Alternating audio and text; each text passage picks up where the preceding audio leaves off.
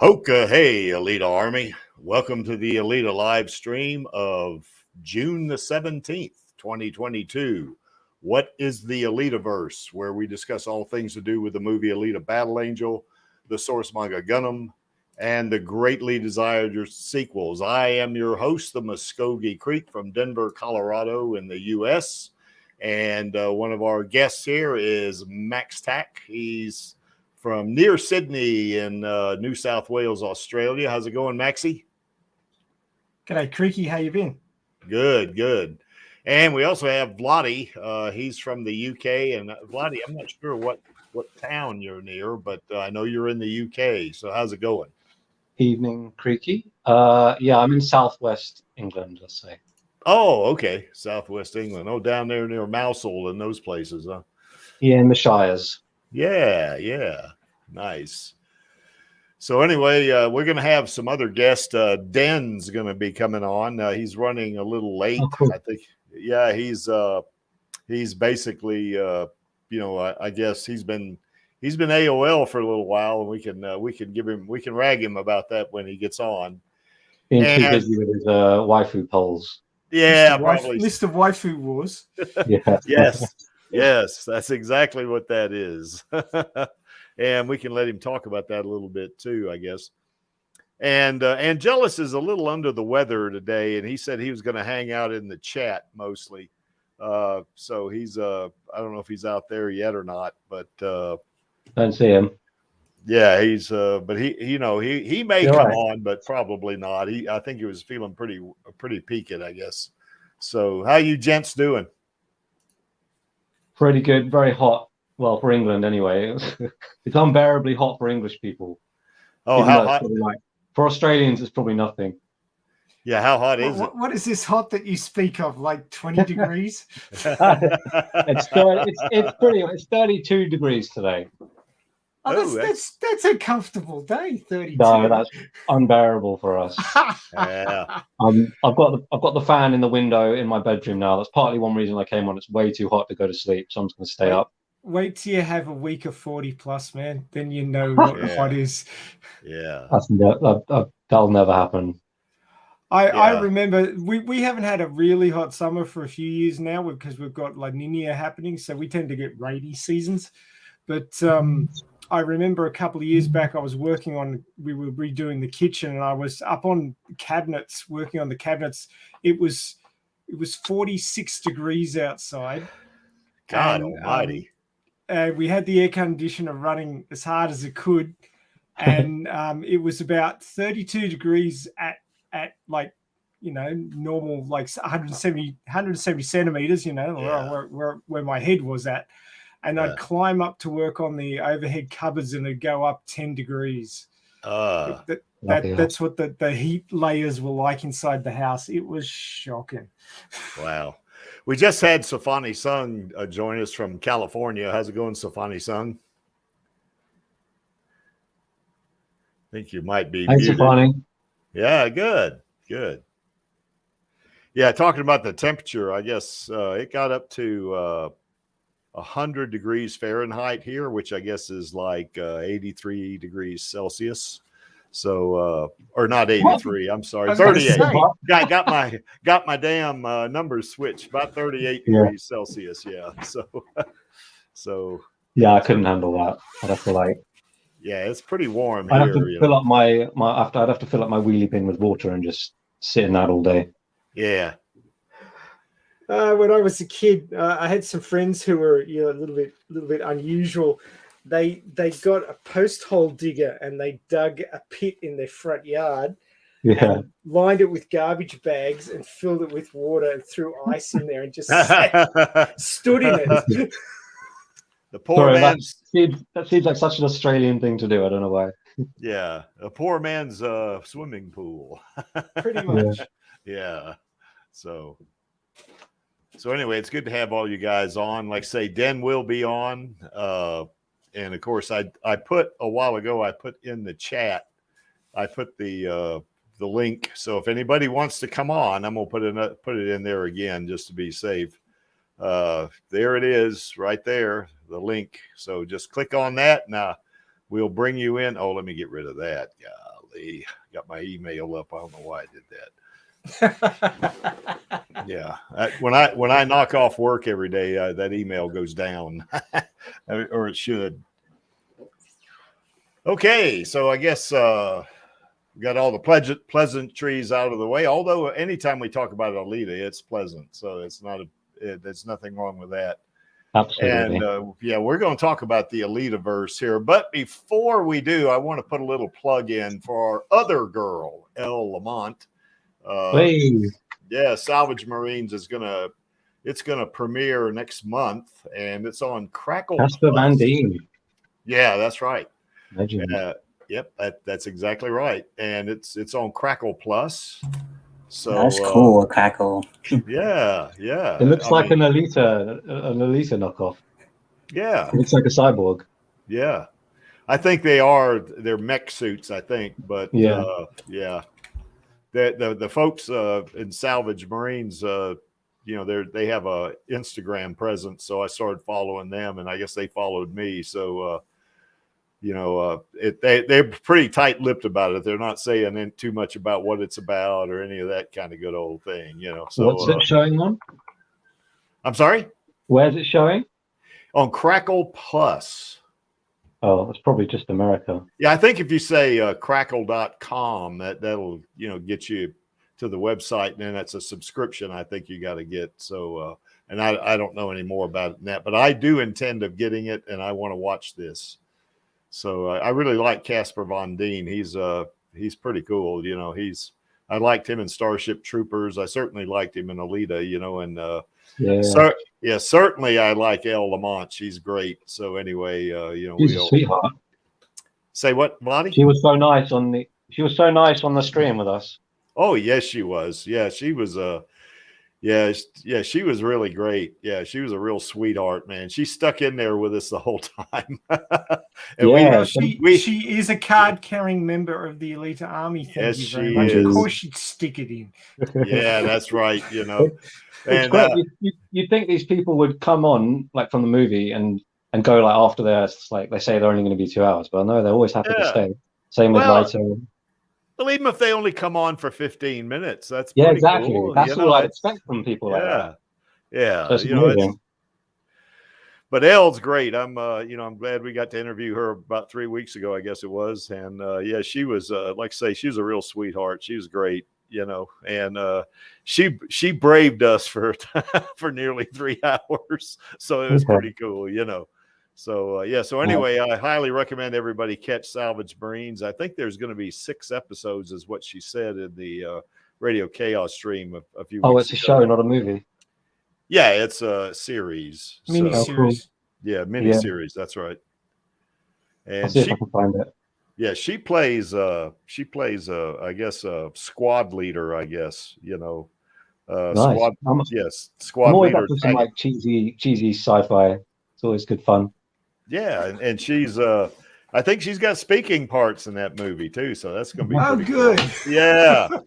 Yeah, so we didn't get to hear her voice in Alita, but yeah, she's great. She spoke through her performance. She was rocking the grimace. She had the grimace. Yeah, exactly. Oh yeah, she did.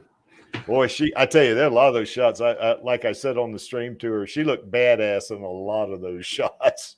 Oh man, I'd hate to have to run into Screwhead, if you had a bounty on your head and Screwhead was after you, you may as well just make your peace with the Lord, as they would say. Although I'm not very Japan religious. did say she was one of the more lethal bounty hunters. So yeah, that's right. Right there. Yep. I hope she comes back for the sequel. I hope so too. Yeah, we need to start. What we should do is when the sequel, I guess, gets greenlit, we ought to bombard James Cameron and Rodriguez and Disney. We just bombard them with "We want Elle, we want Elle." Maybe a hashtag "We want Elle." There's a few things we need to demand. We need to get Tilly in there as well. Yeah. Yeah, it'd be great to see her in there as Screwhead again. And I think the scenario she put on us in that interview was that, hey, she comes back, she's pissed off at the whole situation. You know, she's been duped, you know, and she's just mad, and she's going to help Alita burn everything down, I think is what she said. Yeah. That would be cool, you know, although I don't think Alita burns everything down. But you know, but we get it. We get it. You know, Zapan does. Maybe. I think she could get in a state where she wants to burn everything down quite easily. Oh, I think so. She could. Yeah. Alita can go sideways on you in a heartbeat. Yeah, she definitely can do that. You know, she has her. I definitely moments. want to see her burn a few things down in the sequel. Yeah. Angelus is in the chat now, by the way. What's wrong with you, Angelus? If you don't mind me asking. He's got a bad cough, doesn't he? Yeah, he's got a real bad cough, and not the coof, is it? Yeah, kind of struggling with that a little bit. He had the coof. Oh, he's already had it. Yeah. Yeah, he's yeah, he doesn't have that now.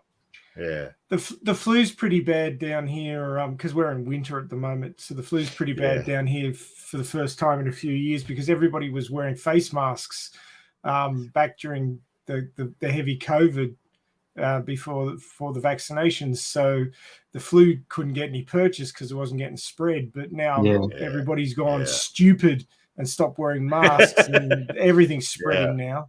Nobody wears masks here anymore. Nobody. I do. I still wear masks every day. Yeah. Well, I tell you what, when I went to Las Vegas last weekend on the plane, I wore a mask, and I didn't wear a mask in the competition, but I did wear a mask on the plane, you know, because you're all locked up with a bunch of other people, and you don't know, you know, what they got. And it's not just the COVID; it's like Maxie was saying, it's the flu. You know, I don't want to get the flu, you know. So, but anyway, I've been vaccinated. Flying death cigar, yes, that's right. And just on a personal note, well, I don't have a slide for this, but your Creek Indian, I guess you saw this on Twitter. I won the national championship in bench press for the USAPL for my age and age group and weight class. So congratulations! Thanks. It was a lot of fun, you know, and you know, it was cool. You know, it was really cool. And of course, Las Vegas is really, really cool. So, you know, I really like that. So I love Las Vegas. I haven't been there last time. Say again, Stefani? Oh, I've been to Las Vegas. I've been to Las Vegas since 2 years ago. Yeah. How was that? What did you do there? Was you on vacation? No, I was doing a gambling casino. Okay. Well, that's a vacation. That's a vacation. Yeah, it's vacation and entertain. Just visiting random people. I want to go to Vegas. I'll go to Vegas next year. Or a band I really like comes from Las Vegas, The Killers. I saw them live a couple of weeks ago. They always say, brought to you from the fabulous city of Las Vegas or something. It always makes me want to go. Yeah. Yeah, as the Brits and the Aussies would say, you were on holiday. So anyway, that's indeed, yeah. Vacation, holiday, it's all the same thing. So I'm surprised you can tell us anything about it, Creek, because I thought what happened in Vegas stays in Vegas. Yeah, well, you know, a lot of things are going to stay in Vegas, I guess. Although I didn't do anything naughty, I didn't do that. Night City, California. I was too busy competing, you know, and getting ready and stuff like that. I mean, there's a lot to it, you know. So, you know, round of applause for Creaky. Yeah, I appreciate it. Yeah, I appreciate it, Hybrid. Yep, I do appreciate it. So, Alita Army strong. Yeah, that's right. And as I said in my tweet, I just hope I did our girl proud, you know. So certainly did. Yeah, the night before, you know, sometimes I get a little apprehensive when I compete, you know, and I always channel Alita when I do. I watch that one little scene where she's in the locker room, you know, where she's all happy and she don't even care about it. You know, she says, "Can a human love a cyborg?" Yes. Okay. You're in a very dangerous sport, and you're worried if that little shit Hugo loves you or not. Who doesn't show up and then calls her away from her debut. Yeah, that's right. Jesus Christ! I can hear her saying, "I'm doing this for us." Remember? Yeah, that's right. So anyway, that scene is one of the scenes I really channel. You know, whenever I compete, you know. And that was the biggest competition I've ever competed in. There were a lot of people there, you know. So, really? you go out there on the platform, you look out and you see all these people, now once you get on the bench, there's only you and the judges and the spotters, and that's it. you don't see or hear anybody else. You're so focused, So anyway, that's that, as they would say. It's cool. Okay, we've diverted long enough. Let's go into the main topic. Wait, one more diversion. So all right.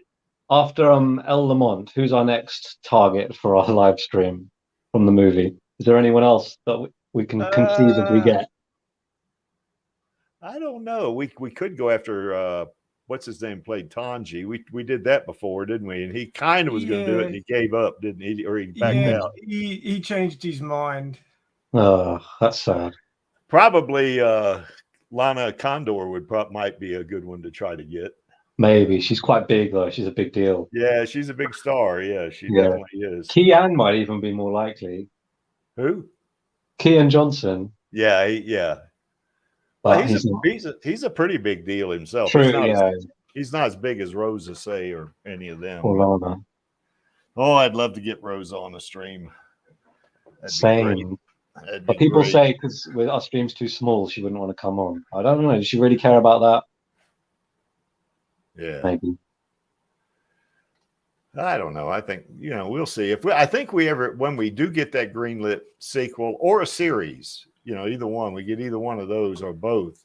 I think our probability of getting those two folks on, any of those folks on, would be a little greater. Now it still might be tough, but I think they might want to come talk to us. For sure. They obviously consider us like. They obviously know that our stream's quite small, but they know that we've done a lot for the movie and stuff. So I think they have a soft spot for us. Yeah, Rodriguez is obviously close with El Lamont, and they probably spoke about her coming on the stream and stuff. Yeah, that's right.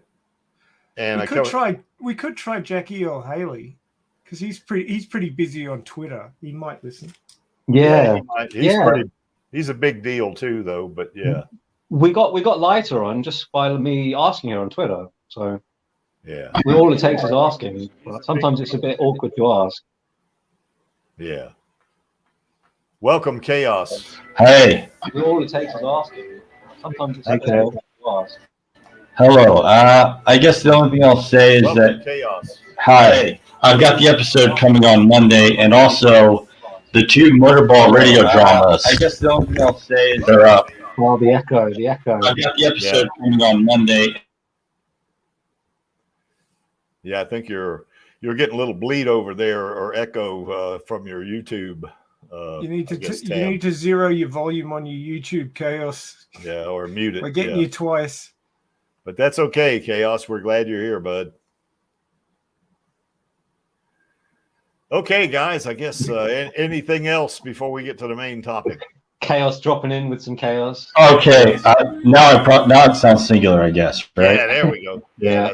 That's better. Now, what were you saying that you had going there? Because you were echoing. Oh, there's the episodes of the Motorball radio drama that came on NHK Broadcasting over in Tokyo years ago after the animated film. It is the continuation of the animated film, and the voice actors for Alita and Ito from the animated film reprised their roles. The Japanese actors. Oh, nice. That's cool. Yeah. Why'd you find that? Oh, it premiered today at noon and 12:30, but it's there. Yeah, I'm going to get the subtitles in. Yeah, on my channel. Is it translated or you got subtitles or something? I'm going to get subtitles in bit by bit. They're having some kind of processing delay, but coming after this weekend, there should be English, and I'm trying to get some other languages in there. That sounds really cool. Yeah. Let me see, Chaos. I'm going to get your.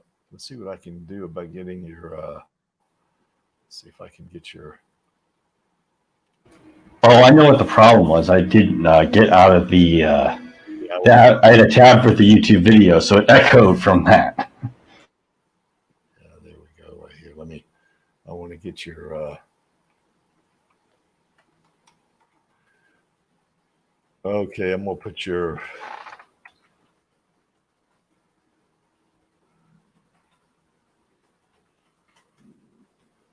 You turning him down or something? Yeah, I'm gonna put his YouTube channel on there.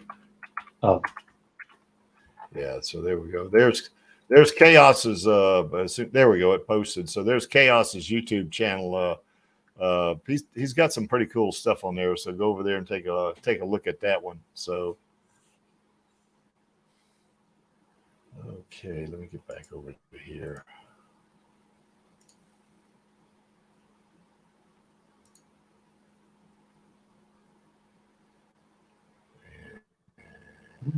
Yep, there we go. Okay, now I'm ready. Okay, a little bit of chaos here from Creaky because he pushes the wrong button sometimes. Anyway, okay, let's get to the main topic, I guess, and that is going to be, what is the Alitaverse? Now, we're going to start out kind of almost in like chronological order here, and we'll just talk about this. Of course, the first thing that came out with the Alitaverse was the original manga. And there's some of the high points. There's a lot more to it than that. We know that, because I can't get everything on one slide, But it, in a very real way, there is a lot of parallels with the movie. Ito finds Alita in the scrapyard, puts her in the doll body. She eventually gets the berserker body. And then, of course, in the manga, she goes on to be in the it looks like we lost Safani.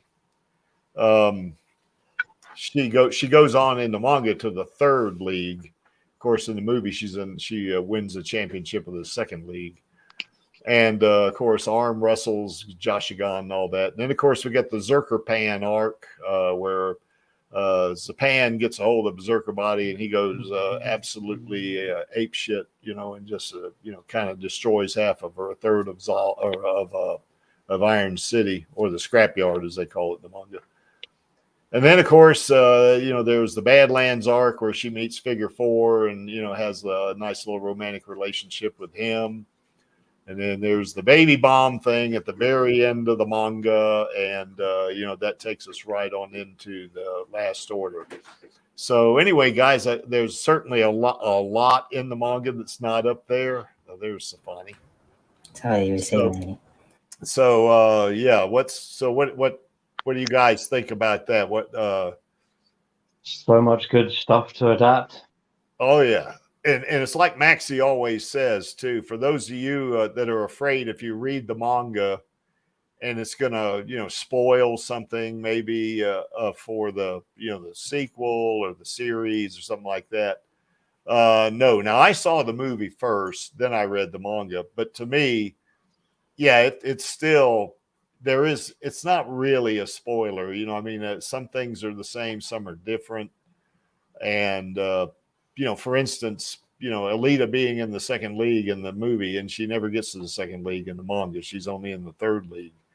Is that right, Maxie? I can't remember. I think she never gets in the second league, does she?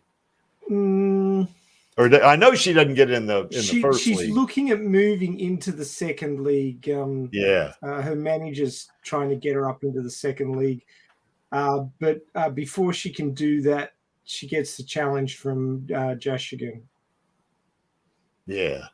And she pulls the people in to join the challenge team.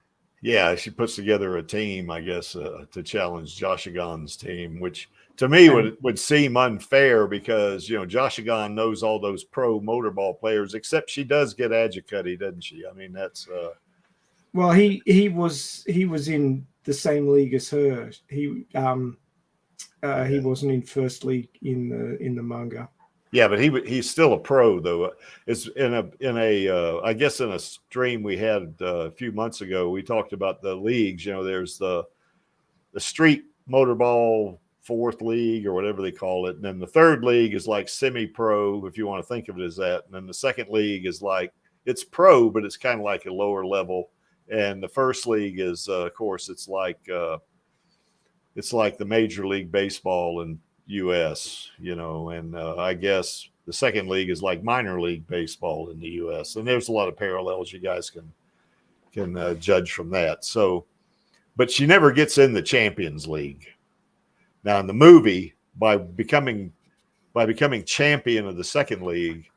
Now we're going to get to the movie in a little bit, but by winning the championship in the second league, that promotes you to the first league. So she definitely, even though she hadn't skated yet, she is in the first league at the end of the movie. Just hasn't made her debut yet. You know, that's what that whole scene at the end of the movie where she points the Damascus blade at Zalem and Nova.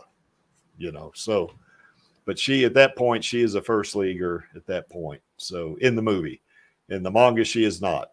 You know, she's in the third league trying to get into the second league. They might make it so the Jashigan arc is a fight for, I don't know, the final champion, maybe. They might just change it that way. Well, what I want to see in the sequel is I want to see her arm wrestle Jashigan. That's definitely going to be in it. Yeah, that'd be a great. good callback to the heart scene as well, because she'll be like taking her heart out for a different way if they do that. If they do that one, good way to reference that. Yeah, it'll show her change of character. It's like she doesn't even care about. She was giving it before out of love, and now she just doesn't give a shit. Yeah, and if you beat me, you can have my heart. So you know that was the whole premise behind that. Yeah, so that would work really well. So I think she was very confident that she was going to beat him. You know, and I think Jashigan. I guess it was a pretty tough arm wrestling match, and as he's walking away, Maxie, correct me if I'm wrong, but his arm falls off, something like that, doesn't it? Or it gets detached somehow, from what I remember. So, well, it's funny. It's kind of like it's kind of set as like some of a draw because you see Alita's arms like breaking apart, and you see Jashigan's arm falling apart when he's walking away. So it's like they both got. Got it. Yeah, he was trying to act all cool, like he wasn't hurt or something, but he actually nearly lost. Yeah. Well, he did say too, as he was walking away, he did say, if I'd have kept doing that, if I'd have kept that's what I mean. She would have beat me. Yeah. You know, so you know, that says a lot, you know. So yeah. Rosa says she's most looking forward to doing Figure 4. That's what I'm most looking forward to as well. Oh yeah. I want to see her in Figure 4 hook up, you know. Same. Yeah. Although the word hook up with a cyborg and a human, I'm not sure how that's going to work. Oh, Cameron will make it work. You know, he'll figure it out somehow, won't they? Yeah, I've got a feeling it might even annoy some manga fans if he like sexes it up a bit too much. You know what I mean? Oh, they should get a life, you know. I mean, seriously. You know, they shouldn't I mean, there's implications in the manga, and let's be fair about that part. Yeah, because Shira was quite like. I mean, there was the prostitutes in the street. Like half of them were cyborgs, anyways. And then there's the scene where Zapan's like in pain, so he's hallucinating life with Sarah. So those two alone in the original series have their implications. Yeah.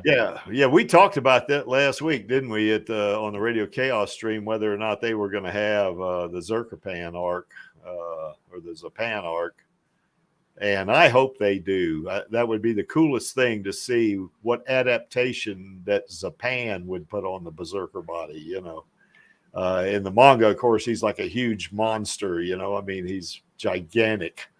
Well, the cool thing about the film was they showed the skull. You know, it's kind of a force on his back, on Zapan's back. It's kind of a foreshadowing. Yeah. So anyway, that whole Barjack stuff too. I want to see that. I want to see her, you know, mix it up with some of the fighting or the war or whatever they're doing out there. Yeah. Hybrid says the first movie sets up Motable very well, but doesn't capitalize on it. It's time we see a fully fledged game with two worthy opponents. So the Jashigan arc would be a perfect candidate for it. Yeah, I think that's what they're going to do. Because like in the first movie, I don't know why, but some manga fans complain about there being too much Motable, but I don't think there was. But it introduced her to it, and it was sort of a way for her character to grow and her relationship to develop with Hugo. But now that's all happened, they should get into it fully in that kind of way. Yeah, I think so. You know, they ought to even get into her relationship with Jashigan, although it's not a romantic relationship. Yeah. She does kind of admire him, you know, and you know, it's almost like she's a fangirl or something, you know, like she has this poster up in her apartment and stuff like that, you know, so that'd be kind of cool. Well, in the novelization, she is a fangirl. Yeah. Yeah, you're right. So that'd be pretty neat, if they did something like that, But I think, I want to see her relationship, be that whatever it is with Josh Gunn. I want to see the Zapan arc too. Now that's going to be a lot to put in one movie. Yeah, So maybe they'll do more than one movie. they've got to. Yeah, they have to do at least a trilogy to get to Badlands and Figure 4 and stuff. Yeah, and if they were to try to do it all in one movie, the next movie would have to be 3 hours. They wouldn't be able to pull that off in 2 hours. Definitely. Not two major arcs like that. They couldn't come up with that. I think it just squeeze it in too much. I don't know. I think they might even announce both at the same time. Yeah. Or maybe I'm just being optimistic, but Cameron will surely be pushing for What, you think they'll pull a Matrix trilogy thing where they put two movies in the same year, like they did with Reloaded and Revolutions? Yeah, that would be good. Because obviously they know Cameron was planning a trilogy and he wants to complete it. He's obviously pushing hard for it along with Rosa. So if it came to a situation where people were going to see two and they weren't sure they were going to get a third one, and it might end up on another cliffhanger, people might be less likely to see it. So I think it would make more sense for the IP's profitability to. I mean, it depends. There's risks involved. I mean, a lot of what happened with the Matrix series is just the fact that at the time, Matrix Reloaded set a record for a film that was rated R. Yeah. I mean, Revolutions didn't do as well, but it kind of did. It did write off the success of Reloaded. Maxie, what we ought to do, Maxie, is when they do greenlight the sequel or even the series, they announce the series the week before it comes out. We ought to have another watch party with Alita. Well, we're having a watch party with Vladdy in a couple of months. Oh yeah. Well, in a month, I could have slapped you, boy, because I sent out a tweet asking you to give me a date, and you didn't even reply, you lazy bastard. I got distracted. Yeah. I kept getting distracted, and I kept forgetting to check. I'm also half tempted to say if I could, we could try doing a watch party if I say set the premiere for a 2-hour segment of Gun of Martian Memory for a certain time. I don't know. Yeah, that'll be fun. Yeah, we ought to be doing a lot of stuff like that when it comes out. And you just say a warning. Okay, this part of the video game is beyond the movie, because I'm beyond the movie at this point with Part 5. Yeah. I'm just looking at the Matrix's box offices. Yeah, that's interesting. Reloaded was a record for an R-rated movie at the time of its release. A lot of it was hype because people were wondering what could be in a sequel after the 1999 film. It's amazing how Revolutions dropped off so much after that. It did, yeah. I mean, the Resurrections was just a total bomb. Well, Revolutions and part of the story, it explained, okay, what's unique about the story? Because in Reloaded, the architect explains this is just going to happen the same way, but in Revolutions, it does not. And to be honest, Matrix films are a niche thing. They're a niche cyberpunk. I mean, it's hard to understand how the story changes. But the story is that, because Revolutions refers to the cycle of how humanity seems to rise, but then gets crushed again. But in Revolutions, the difference is the machines say, okay, let's just start a peace and start coexisting with the people. So that's a different outcome than had happened the previous times. And that's why it was called Revolution, because this is the final revolution in which they kept going to war. Yeah. Oh, by the way, Cinesanity says, what do we do when we get our sequel? Well, I'll tell you what we're going to do, Cinesanity. We're going to start fighting for a trilogy then, and when we get the trilogy, we're going to want 4 movies. So, we're going to be going for that Alita cinematic universe in that particular case. Anyway, that's what the Creek thinks, what the Creek wants. So. Absolutely. Yeah. Now, the manga is pretty cool. Now, one thing about the manga that the movie, even to some degree the anime, I guess, the manga is really dark. I mean, it's got some moments in it that's not so bad, but, overall, it's pretty dark. And we were talking about this, I guess, with with when Elle was on about whether we want to R-rated movie or PG-13, and I kind of agree with her. I think it ought to be PG-13 because I think we'll get more kids that way. I believe. So well, not just that. I mean, it's also a question of tonality. I mean, I understand that a lot of the reason why something would be rated R would be Dusty Nova and just the really twisted things he does. We were just talking about the original series. But I just feel that you would have a change in tone when you do that. And it might not. I mean, yeah, sure, they could have just, instead of giving Vector someone who's possessed blue eyes, they could have done the whole TV popping out of a person's mouth like they did in the manga, but that would kind of upset the tone that the film is giving you. Yeah. They can get away with a lot just by like changing a few subtle things. They could still be really twisted and messed up. Oh, I know. I mean, one example is Lord of the Rings. I mean, you see severed heads in Return of the King being thrown over the wall. Yeah. Just change the blood to blue. It's fine. Or one of my favorite memes from Lord of the Rings is the one where the orcs are cannibals. Yeah. They kill the guy and they eat him rather than eat the hobbits. Yeah, I think I highly recommend everybody on the stream, get the manga. It's really it's one of those, books or a set of books that you can't put down once you start reading it. You start reading it and you'll read something in it. You say, well, I just want to see a couple more things. And then you read it again. I just want to see what happens next on this. And then I'll go to bed. And you read that, I just want to see what happens after this. And then before you know it, it's 4:00 in the morning. So that's kind of the way the manga is. It was for me anyway, once you have to force yourself to put it down. That's what I had to do. I had to just force myself to say, no, I cannot read another thing here, and you just make yourself put it down. That's how good the manga is, I think. It is a page turner, that's for sure. Yes, it is. So, and it won't mess up. It won't mess up your viewing of a sequel or a series for that matter. It really won't. Because thinking in hindsight, like I say, I saw the movie first, then I read the manga. But to me, if I'd have read the manga first and then saw the movie, I don't think it would have bothered me a bit. I mean, because there's enough differences in it that there's still surprises in it. So,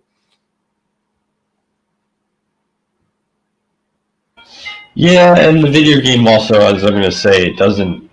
And if you ever do decide, okay, we'll stream and comment on what's going on in the video game, the video game diverges quite a bit. There is no Erica in the video game, probably because she wasn't an idea at the time. Yeah, I mean, the video game came out in 1998. I do think it's good, the remake. So before Last Order happened, but yeah. So the ending's a little different, although there is a general in Mars Chronicle too. So we'll see what happens with that general. So I'd like to see a series on that. We're going to get to that in a little bit, but I'd like to see a series, and that's something that they could kind of tone down quite a bit, which they'd have to tone it down quite a bit. And for kids, they could do something like that, so that you get little kids to watch it, because Alita, for most of Mars Chronicles, is a little kid, except in Volume 2. She's, it's kind of a look ahead, I guess. But I think they would definitely, I think kids would definitely like the story, and they could tone it down enough to where it'd be age appropriate for kids, I think. Okay, Mikey Mike says he's forced himself not to read it. Now, Mikey, I think I remember you sending me an Instagram post saying which you should do first, read the manga or watch the movie or whatever it was. I can't remember what it was now. And I think should I read Mars Chronicles first before I continue reading the manga? And it doesn't matter. I mean, if you read the manga first, then read Mars Chronicle, it kind of gives you a little extra context about who Alita is, so I think it would be fine if you read the manga, could finish reading the manga, then read Mars Chronicles, because that's what I did. And I enjoyed both of them thoroughly. So, Well, Mars Chronicles has a section in it which is after Last Order. So if you read Mars Chronicles first, you will be spoiled. Yeah, that's right. Yeah, that volume 2 particularly. Yeah. So if you don't want to be spoiled, don't read don't read volume 2. Read volume 1, then 3, 4, 5, 6, or whatever. I can't remember, or 7, 8, I guess. And then you can read the Last Order, then read volume 2. So that would be that'd be the way to do it, I guess, if you wanted to do that. So. Okay, guys. Anything else? What about that Badlands arc? You want to see Alita get all romantic with Figure 4? Of course, she's going to get contentious with him before she gets romantic with him. At least there should be confrontation. I mean, yeah. I don't know. I mean, the video game's interesting in its own way because the video game does the whole Ito is my father angle, which I mean, if you like the movie, you'd like that part of the video game, but I don't know. I'm just I still feel bad for him in the video game. It's like she doesn't really make up her mind in the video game at all, but she's like, I need to find my father. I might see you later. I'm just like, I feel bad for this guy. Yeah. But I mean, it is a good point. She just want to find out what happened to her father, and I guess in her mind, she's still young. I don't know. Yeah. Well, at the end of Last Order, she's probably in her mid-30s, I guess. So something like that, early to mid-30s, I suppose. So yeah, I want to see. Here's what I want to see in a Badlands arc. I want to see Alita use firearms more than she did in the movie. I mean, yeah. Yeah. How about the actual how about the actual tuned pistol with the telemetry identification? It needs her synthetic fingerprints for it to work because or you can't, or the safety doesn't go off.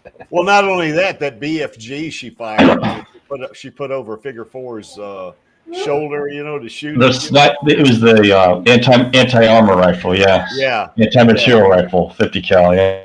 I want to see her mastery of firearms, because in the Urm military, she certainly would have a mastery of firearms because we only saw her fire the Gatling gun and we only saw her shoot that plasma rifle, So, it wasn't very much in the way of firearms for her, but I think in the sequel, I think they could definitely play that up a little bit more. I think maybe they'll finally They'll finally take her sword blade and make it into a butterfly knife like she has too.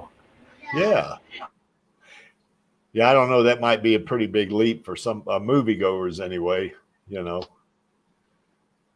I don't. The idea was that Ed. Well, obviously Ed didn't make it in this case because it's originally from Mars, but Ed made it in the thing, and it got made into a switchblade later.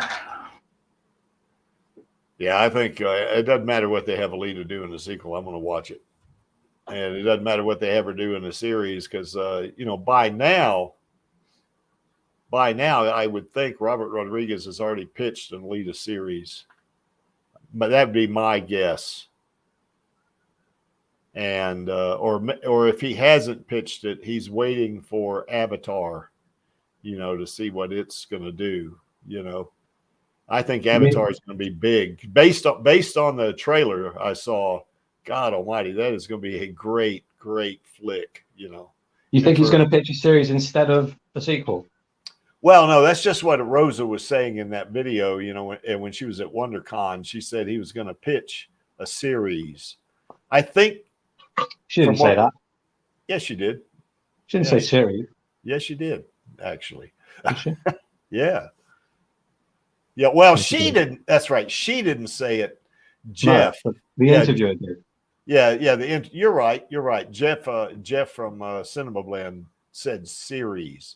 Now he got his data from somewhere, So I don't know, but it kind of makes sense that he would do that because he may think that he's got a higher probability of selling a series like that before a sequel, they probably might be a little more amenable to, well, let's just see how the series works. And if the series is good, then maybe we can go for a sequel, That's kind of what my thought would be. It'd be more of a business decision, I think.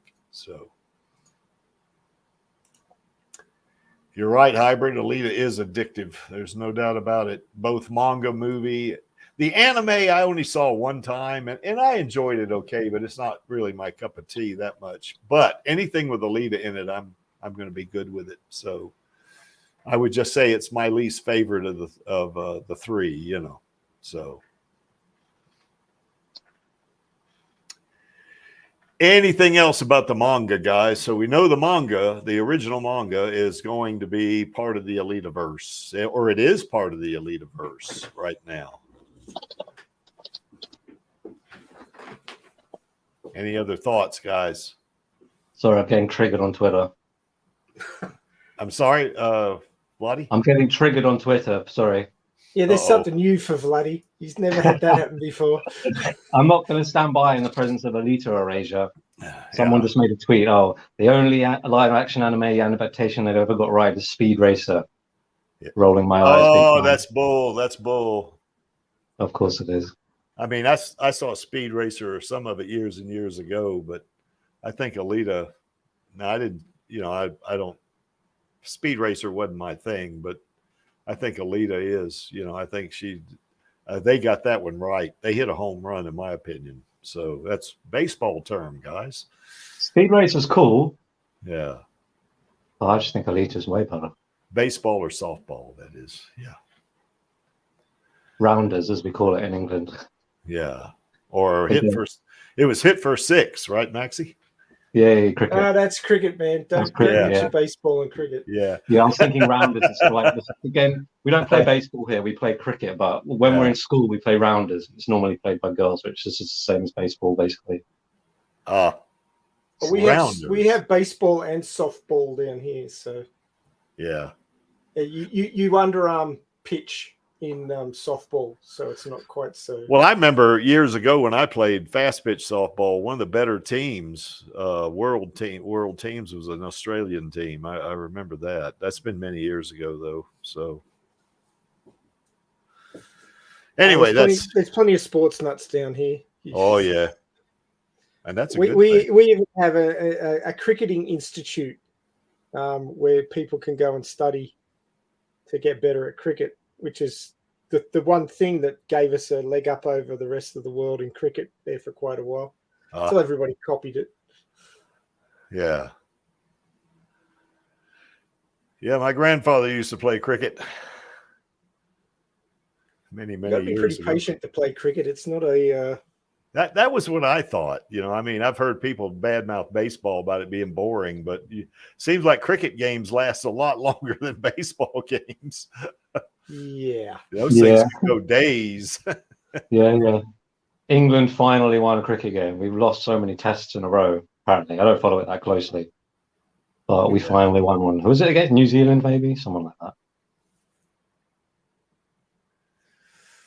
Okay, well, anyway, getting back to the original topic here, the manga. Anybody want to say anything else about the original manga as part of the Alitaverse? Well, what are we defining the Alitaverse as? Well, that's what we're doing right here on the stream. I got several slides on that one. Okay, yeah, we've got to get through the slides. So obviously we've got manga. Of course, the anime. Yeah. Of course, the Creek's got several slides, right, Maxie? Yeah. I love your slides. You put a lot of effort into it. It's great. Yeah, cool. Thanks. Okay. When you say anything else, I mean, the manga's the manga. We're just waiting for the next one to come out. Yeah. Nothing else to say, really. I think 8. Is 8 out yet, Maxie? I don't remember. It's out for pre-order. I do believe that Angelus pre-ordered it, but I don't think it's dropped yet. Okay. Yeah, I gotta pre-order it myself. I've read fan translations on the web. But you can't actually buy it yet. Yeah, let's see. I got 2. Yeah, Dan just sent me just sent me a text. He's running late, so I think he intends to come on. So I'll believe it when I see it. He's probably literally running. That's why he's late. He's literally running. Yeah, I got to ask him if he took his YouTube channel down, because I tried to look for it and I couldn't find it. Oh, he's always doing weird stuff like that. Yeah. And tell him he got yeeted again. Oh no, he hadn't done a video for months, and there was nothing wrong with his last couple of videos. So I don't see how he'd get yeeted for those that he had on there. But we can ask him when he gets here. So. Okay, the anime, and of course it's very similar. I guess the movie was really closer to the anime than it was the manga, but it's a similar setup.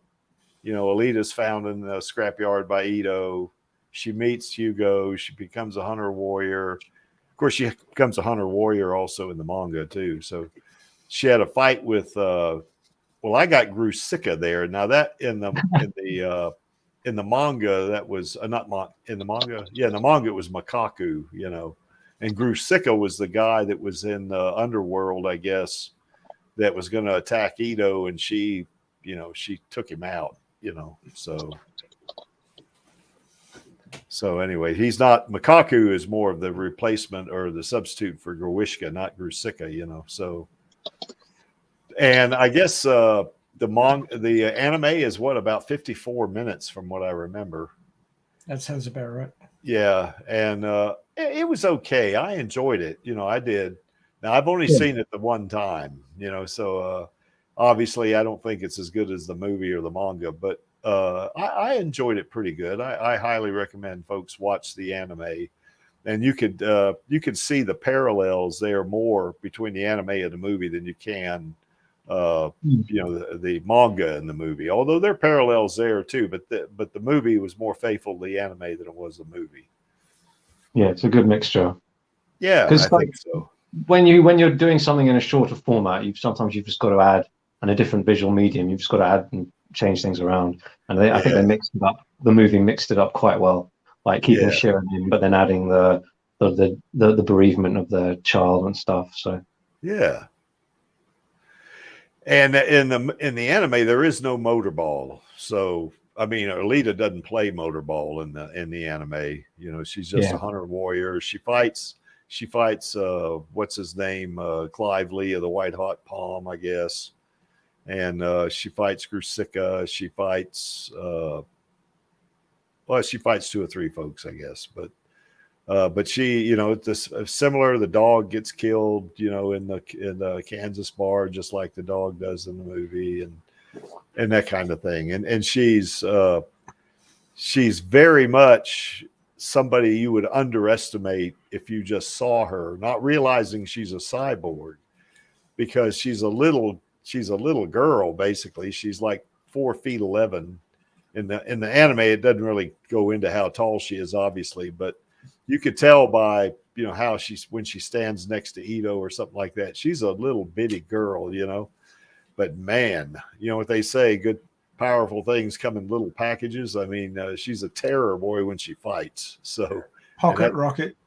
Yeah, that's right. And she's, I think that in that regard, it's very much like the movie, where if you look at Alita in the movie, she's small. You could tell that when she's standing in front of Hugo when she first meets him. I mean, she is tiny, but man, if you get crossways with her, bro, she can definitely, she can definitely take you out pretty fast, particularly when she gets in that berserker body. She's pretty badass on that one. So did I leave anything out on the anime? Well, I'm sure I did, but it's probably not quite as much as on the manga. But what do you guys think? Well, the anime was kind of cursed, really. Yeah. Kishiro was busy at the time writing the manga, and he didn't oversee it. He admits that he should have been on top of it more. But we do have the anime to thank for the character of Shirin, who otherwise wouldn't have existed. She wasn't in the manga. Yes. She only occurred in the anime, and obviously the anime was a source of inspiration for the writing of the script for Alita Battle Angel, the movie. Because Shirin appears in the movie where she wasn't in the manga. So it wasn't wholly based on the manga. So the interesting thing is that the movie that we've seen and love is based on two properties, the manga and the anime, which was somewhat different from the manga, whereas going forward there is no more anime, so it will all have to come from the source material of the manga and then whatever else the writers see fit to add in based on what was in the first movie. So I think we'll see a somewhat different beast in the story as compared to the first movie. Yeah, I agree. Now, Hybrid brings up that she fought Makaku in the scrapyard, but I don't think they called him Makaku in the anime, but it's been so long since I've seen it, I can't remember. But it was just Grusicka, wasn't it? It was the same guy that I guess she fought in I guess it was in the Kansas bar or something like that. And Alita in the anime splits him in half in the scrapyard. Because you had Ito, you had Clive Lee of the White Hot Palm, and you had Shirin. They were watching the fight between her and this Grusicka or whatever the character's name was. And that was, I think, the first time we saw her use her plasma weapon. So in the anime, I'm not sure about that, but I think that's where, we discovered she could manipulate plasma, Yeah, I think you're right. But I don't think they called him Makaku in the anime, but I don't know. I could be wrong about that. So no, he was Grusicka. Yeah. Yeah. Yeah, that's what I thought. Now it's basically the same character, Makaku, Grusicka, Gerwishka, they're basically the same character with different names. So you're right in that regard, Hybrid, for sure. And she sliced him in half with her fist. She didn't need that. She didn't need the Damascus blade to slice his ass in half. Just fingers, yeah. Yeah. And Mikey says, "Does Japan best Grishka?" Well, Mikey, you're going to have to read the manga for that one. I could say what it is, but no, I don't think so. I don't think they even fight, and I know they don't fight in the manga. Now, I don't know about the anime, so I can't remember. It's been so long since I've seen it. So, what else about the anime, guys? I mean, that face right there on the graphic, that's the really cute little face, and that's like our girl right there. Yeah, quite a few people really love the manga. I do like the way they did make her like really cute and stuff, and the action is quite kinetic. It's quite good, the action. Yeah, it is. It is very good. Yeah, for sure. In the anime and certainly the manga, definitely. Kishiro is great at drawing action shots. I mean, God, that guy. I mean, you just get the feeling that everything's moving. When you look at that panel, them fighting or whatever, you just feel like they're moving. So it's hard to say exactly what's going on in some panels. I liked when I read the first 3 books. I did it on my big flat screen TV, and I zoomed in on every panel just to try and get a handle on exactly all the action. It was really cool. Yeah, Angelus, you hear that? Blottie's read the manga, so there you go. Exactly. Everyone says I haven't read it, but I have read it. Yeah, good. So got that monkey off your back, Blottie. Yeah, exactly. Have you read past the end of the movie? No. I've read the manga. That's all that anyone needs to know. How much of the manga? I've read the manga. Hey, that's okay, man. That's okay. Plenty of time to read it. So, Yeah, I'll read it. Don't worry. And Angelus and I started reading it again. Now, he's way ahead of me because I've been kind of busy. I hadn't been able to get back to it, but I'm at. You're not finished it, Creaky? Oh, I've already read it once, but Oh, you're doing it again. Yeah, but I'm not. Yeah, I'm just doing it again. But I'm not like Maxie. Maxie's probably read it 30 times, so I don't. But this is my second time reading it, and I'm at the point now where she's about to jump down to try to save. All right. Baby Chaos needs some attention. Yeah, I think so. But anyway, Yeah, at the point where where Alita is going to save Koyomi, Alita crucified him. I love that. I read. Yeah. So that's where I am in the second reading of the manga now. Yeah.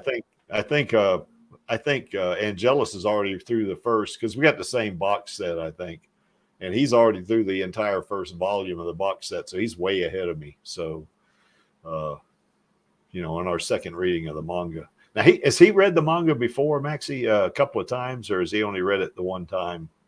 Who are you referring to? Say what? Who are you asking about? You, Angelus. Oh, Angelus. I think he's only on his second reading. Yeah, okay, that's what I am. So, sorry, the account that triggered me, it's a 1 million YouTube account, and that's an anime account. And the account's called Mother's Basement. So I think you can tell what kind of people they are. Ah. Oh, I've watched Mother's Basement. Yeah, the opinion. I'm sure he's very good if he's got that many subscribers. But a lot of the anime community are really sniffy about the adaptation, which is a shame. I can see why. Sorry? I can see why. I mean, they kind of skip it, and she's like automatically preserve her body from the start. And I'm just like, well, that kind of skips what Ito was saying. It's like, maybe I just don't. He was kind of in that phase of not, in the film too. He just didn't see her as a killer at first. Yeah. And I thought back about what you're saying about the Lady Akito Greetus thing. Is I was thinking if they were putting chaos into the film, it would just be like, oh, okay, this kid's obviously disabled. He's a mutant, so when Alita leaves, he'll probably just take him.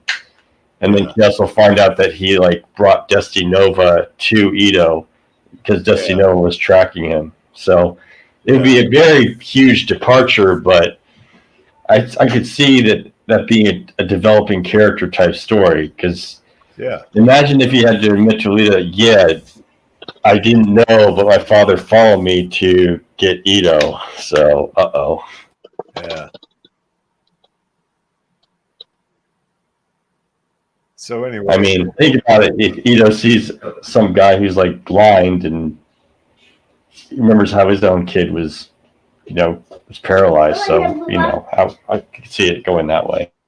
Well, I think that Ito thinks of Alita in the anime, the movie, and the manga. Initially, sees her as kind of like his, as Alita said in the movie, is like he wants me to be his perfect little girl, which is far from what she really is, and I think that's kind of one of those things that he misjudged her somehow, or he I don't know if he underestimated her, but he wasn't aware of her training, the stuff that she knew instinctively until he saw her fight in the alleyway in the movie. He probably at that point recognized that as being Panzerkunst, at that point. So, but in terms of the Alitaverse, the anime, in terms of the current Alitaverse, if we're saying it's like a thing that's going to happen, the anime just doesn't fit in it really, because I think they'll either make a new anime, like a prequel series, or they're just going to do more live action stuff. And maybe obviously there's nothing else for the sequels to borrow from, like they did for the first one. But I suppose because it does adapt a lot of that, it is part of it. But do you know what I mean?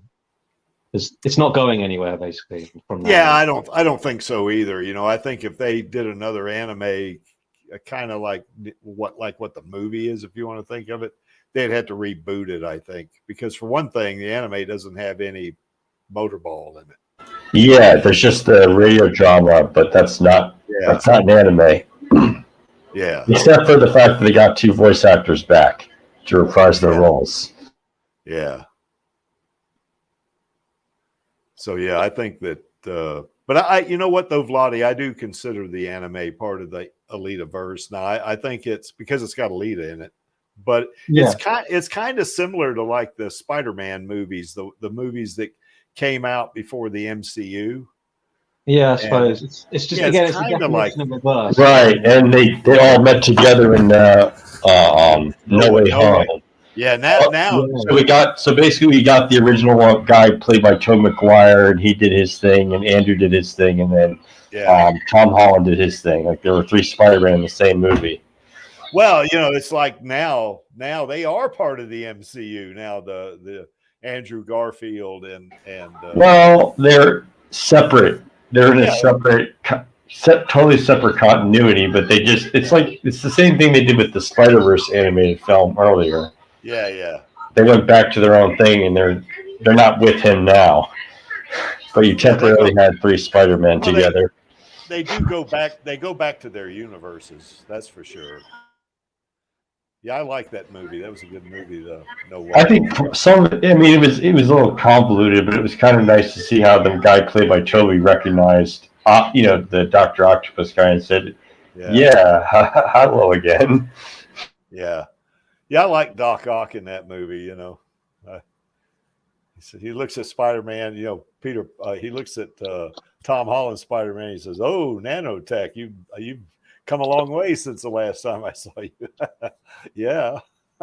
So, yeah, that's right. So, but I enjoyed that movie. So, not as much as I do Alita, obviously.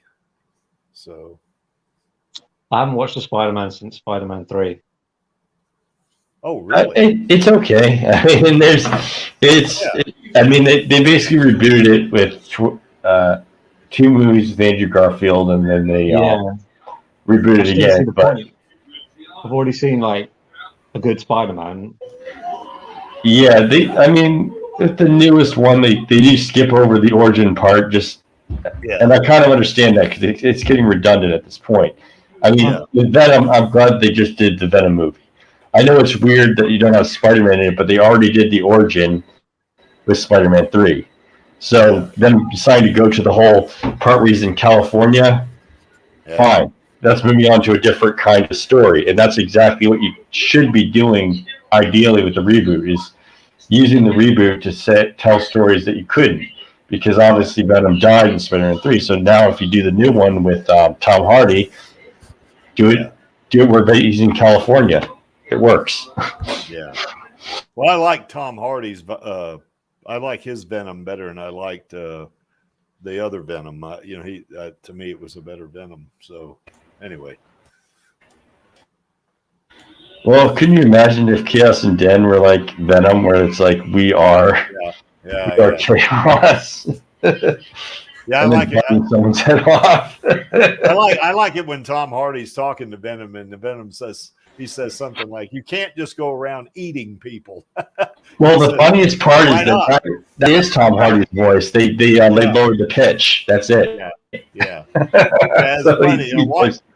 Why can't I? Why can't I go around eating people? That's funny.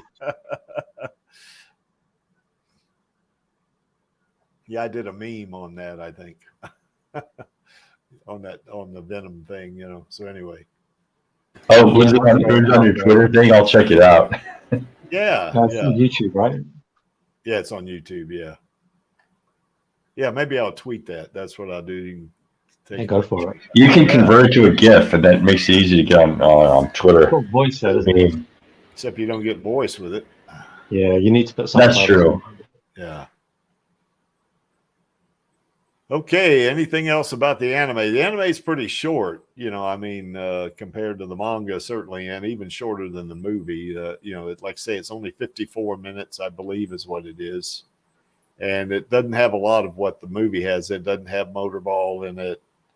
God, but it's been so long, I can't remember.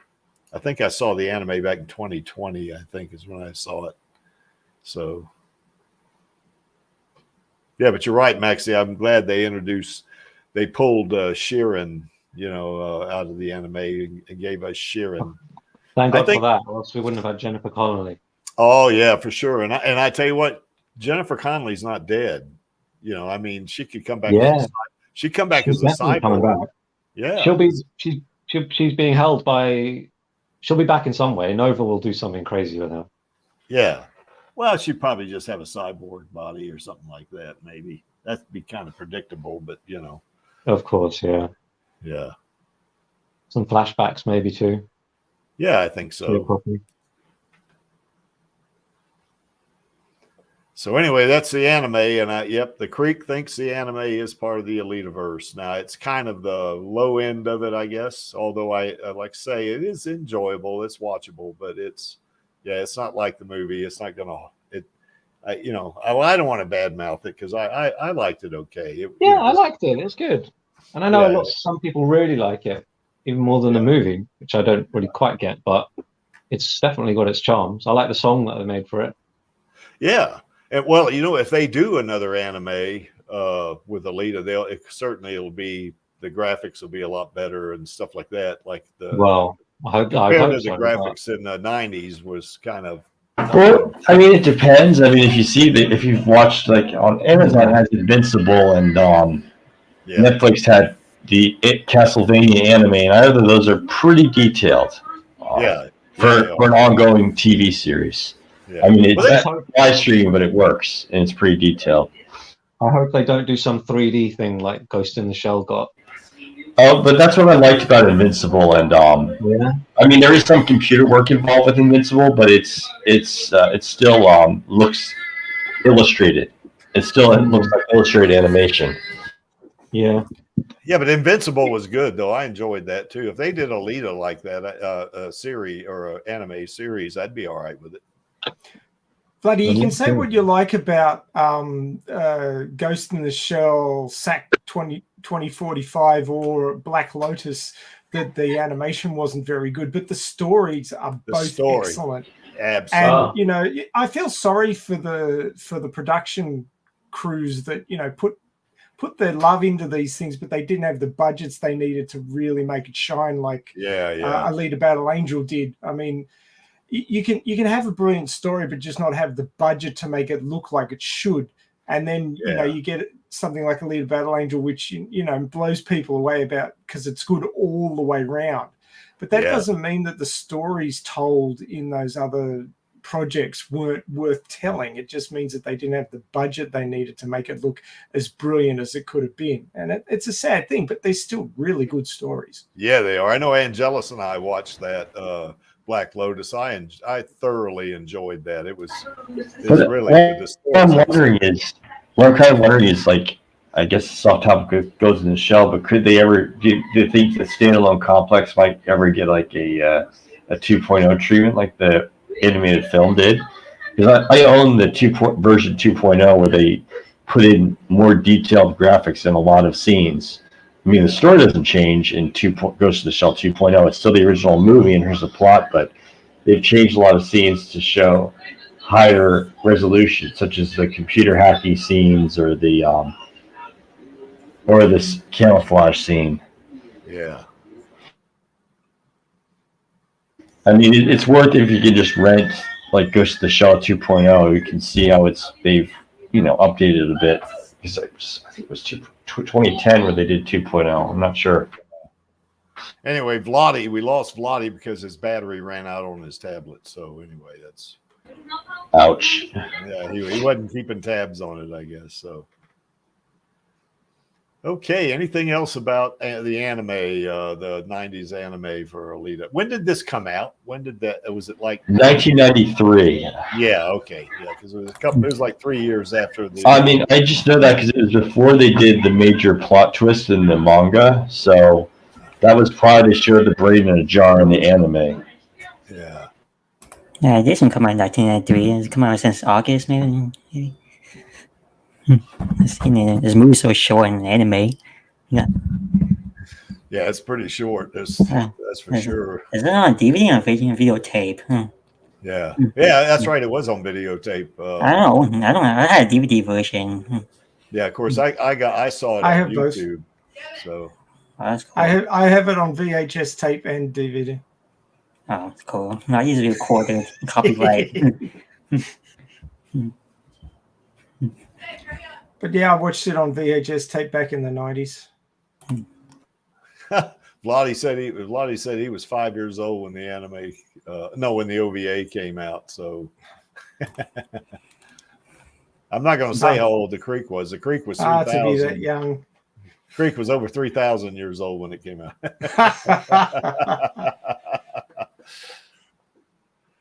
Okay, moving along here. I guess the Last Order, and the Last Order for me was really super enjoyable because the reason why I liked it a lot is because Alita is really OP in this. I mean, with those Imaginos bodies, oh my God, man, she's when she gets that Imaginos 2.1 body, she's almost like in God mode when she does this, and that's what I want to see, our girl in God mode, But that's one of the reasons I like Last Order a lot, Now I got that third bullet there going to Jiru, and I can't remember it because it's been well over a year. Maxie? You could probably tell me. Does she actually get to Jiru in the Last Order? I don't remember.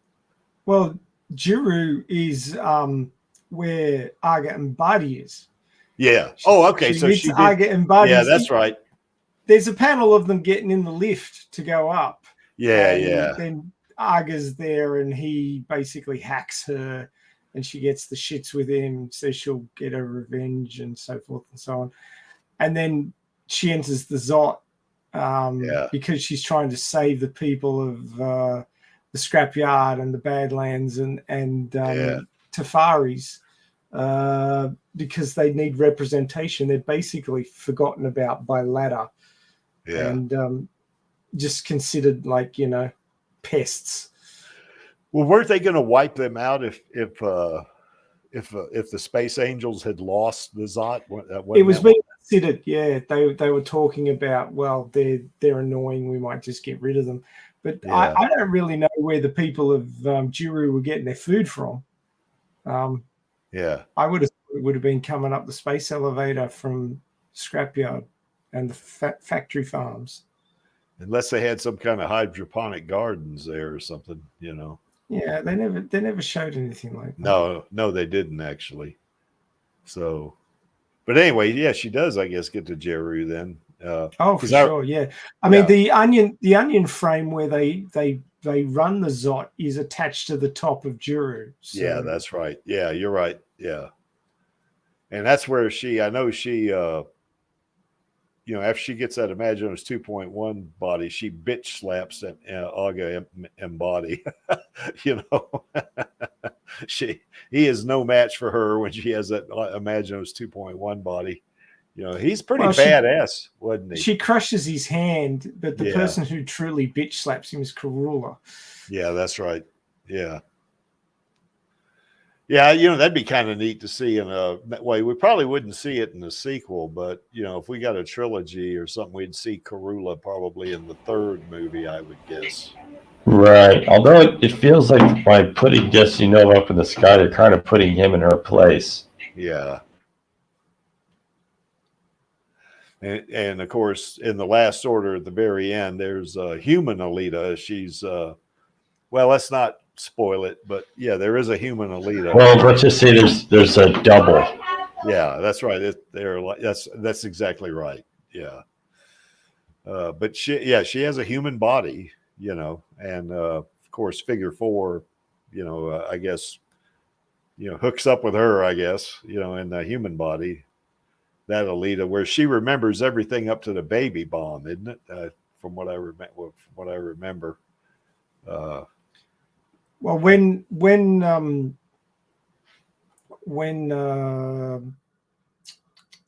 on, brain work. Nova 2.0 is putting Alita back together because he has to reconstruct her brain.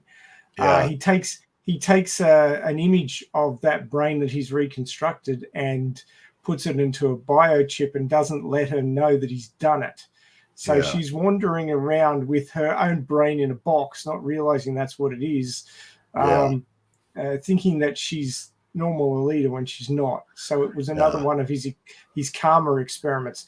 If you don't know that you're an android, will you still have the same karma? Yeah. That's what he was trying to test. So it was a pretty brutal and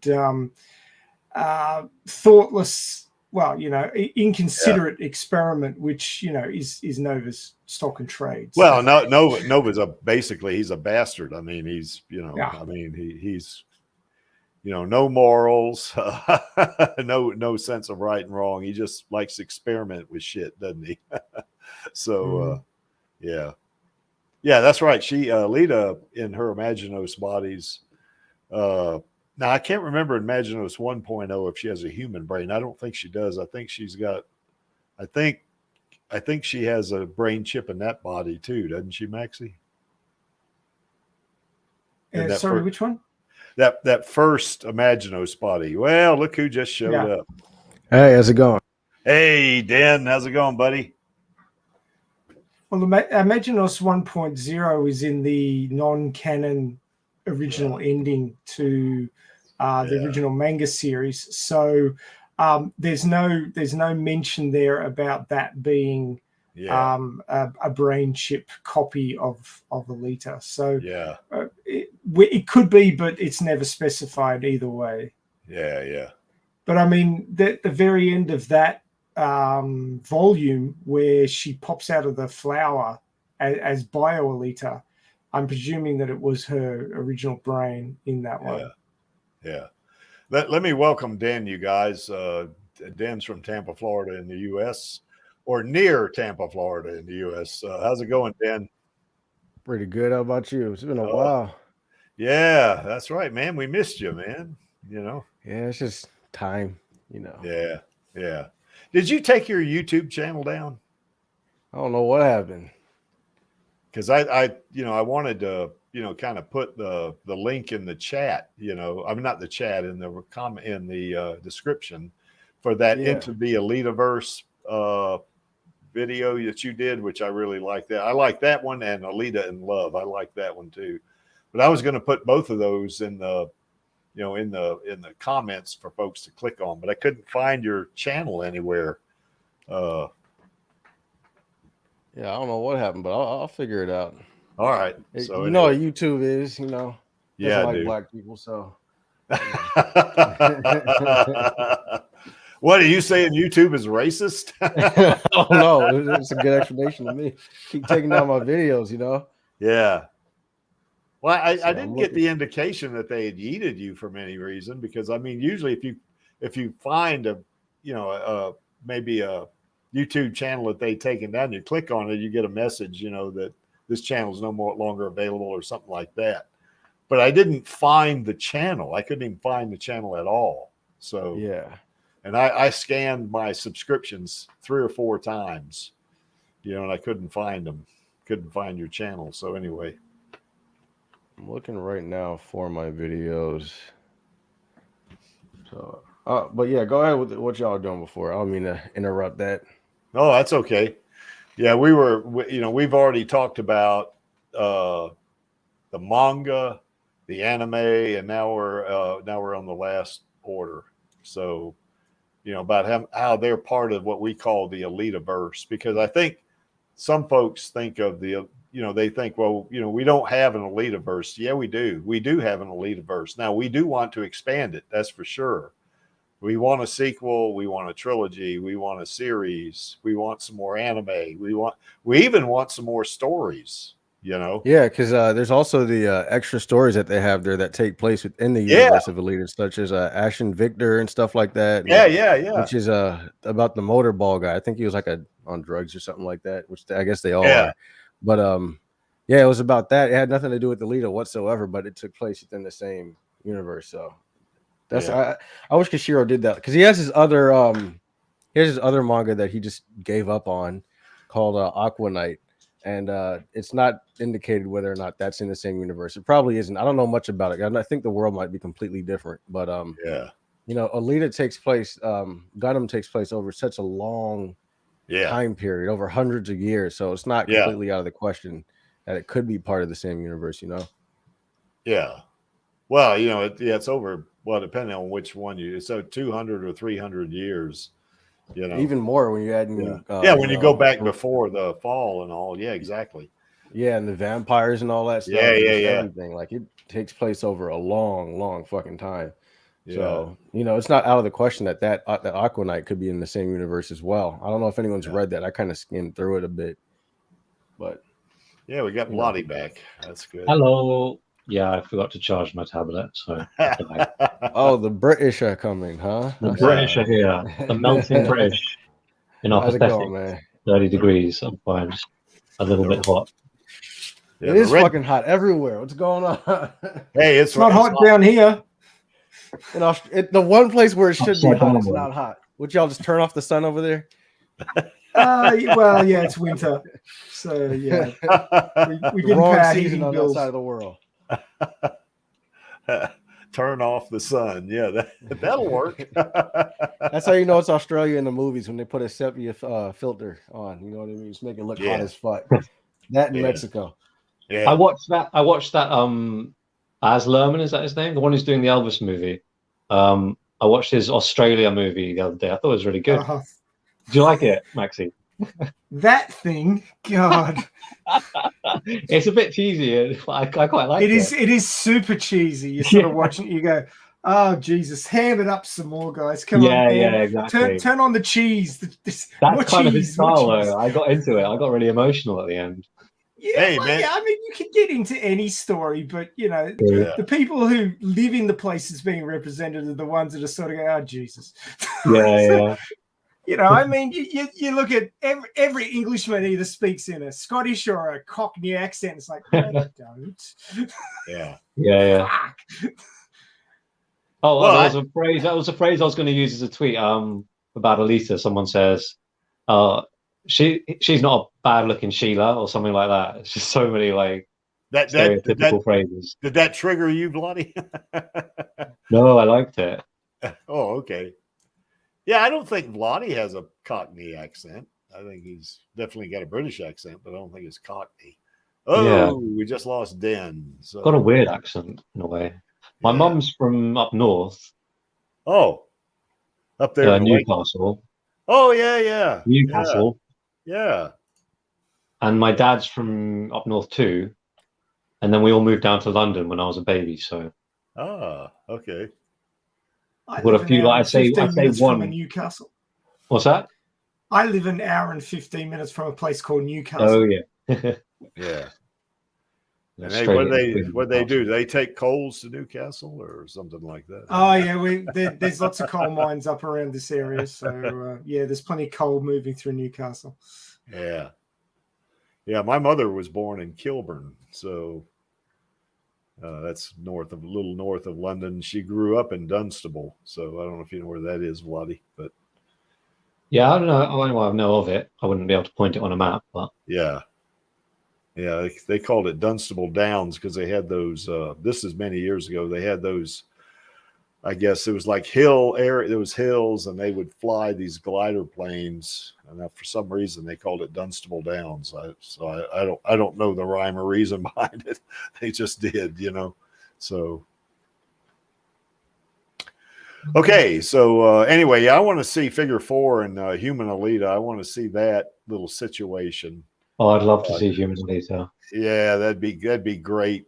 And I hope they make her really, really cute. Of course, she's real cute as a cyborg, so they can't mess that up too much. Are they going to CGI enough? We'll be discussing that just tomorrow.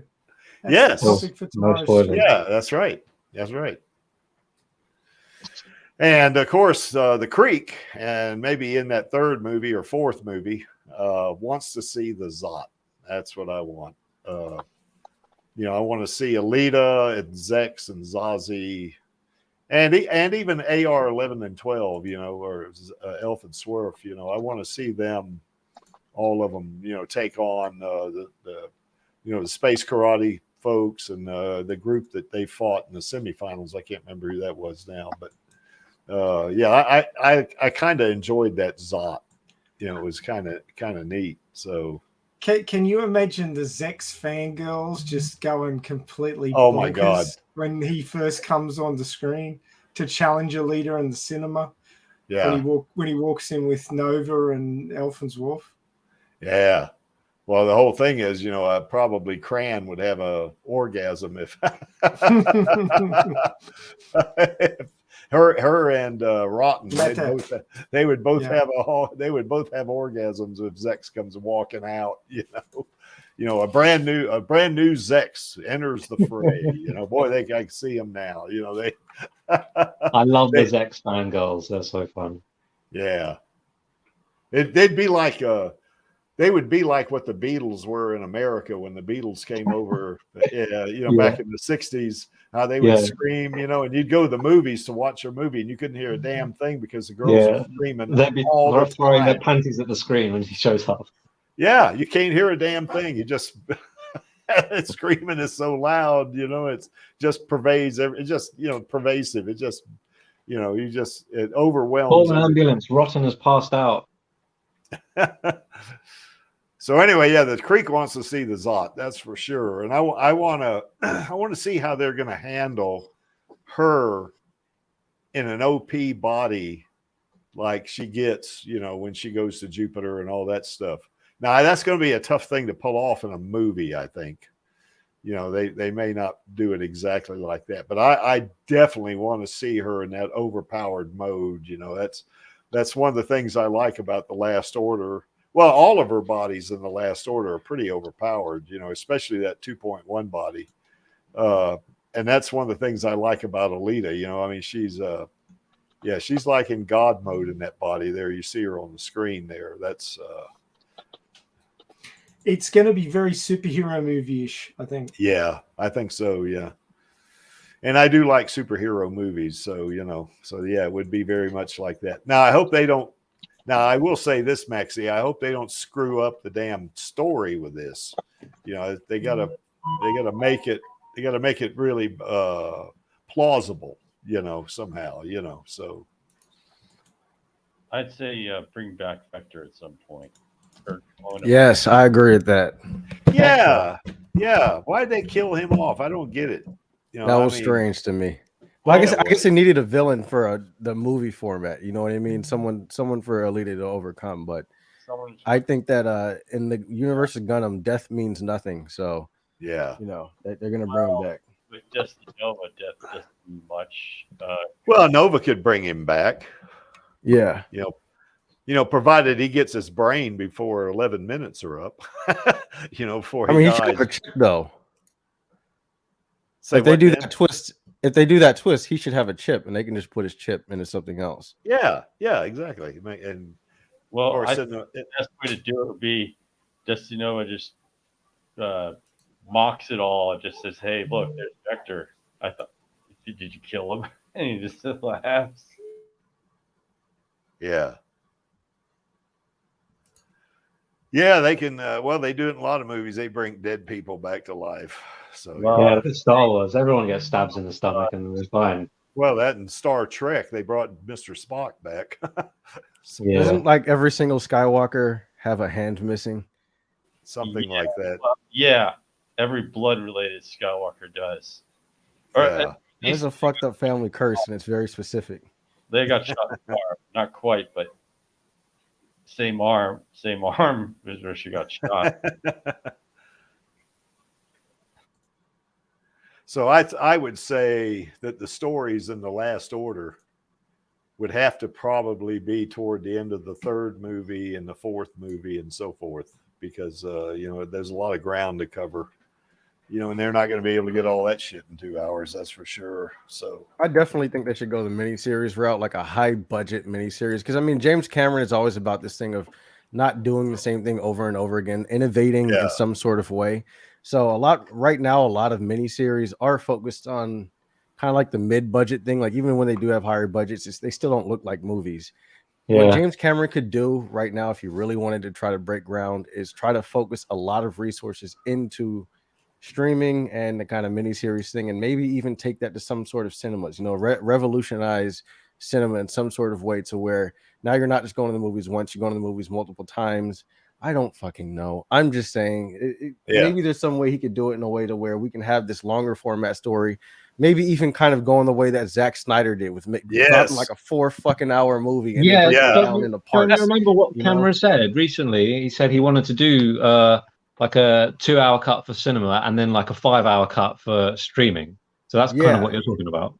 He literally said that. So and something in that vein, you know. Challenger ST was saying he thinks that's definitely his hope for Alita. Yeah, because there's just a lot of story to tell.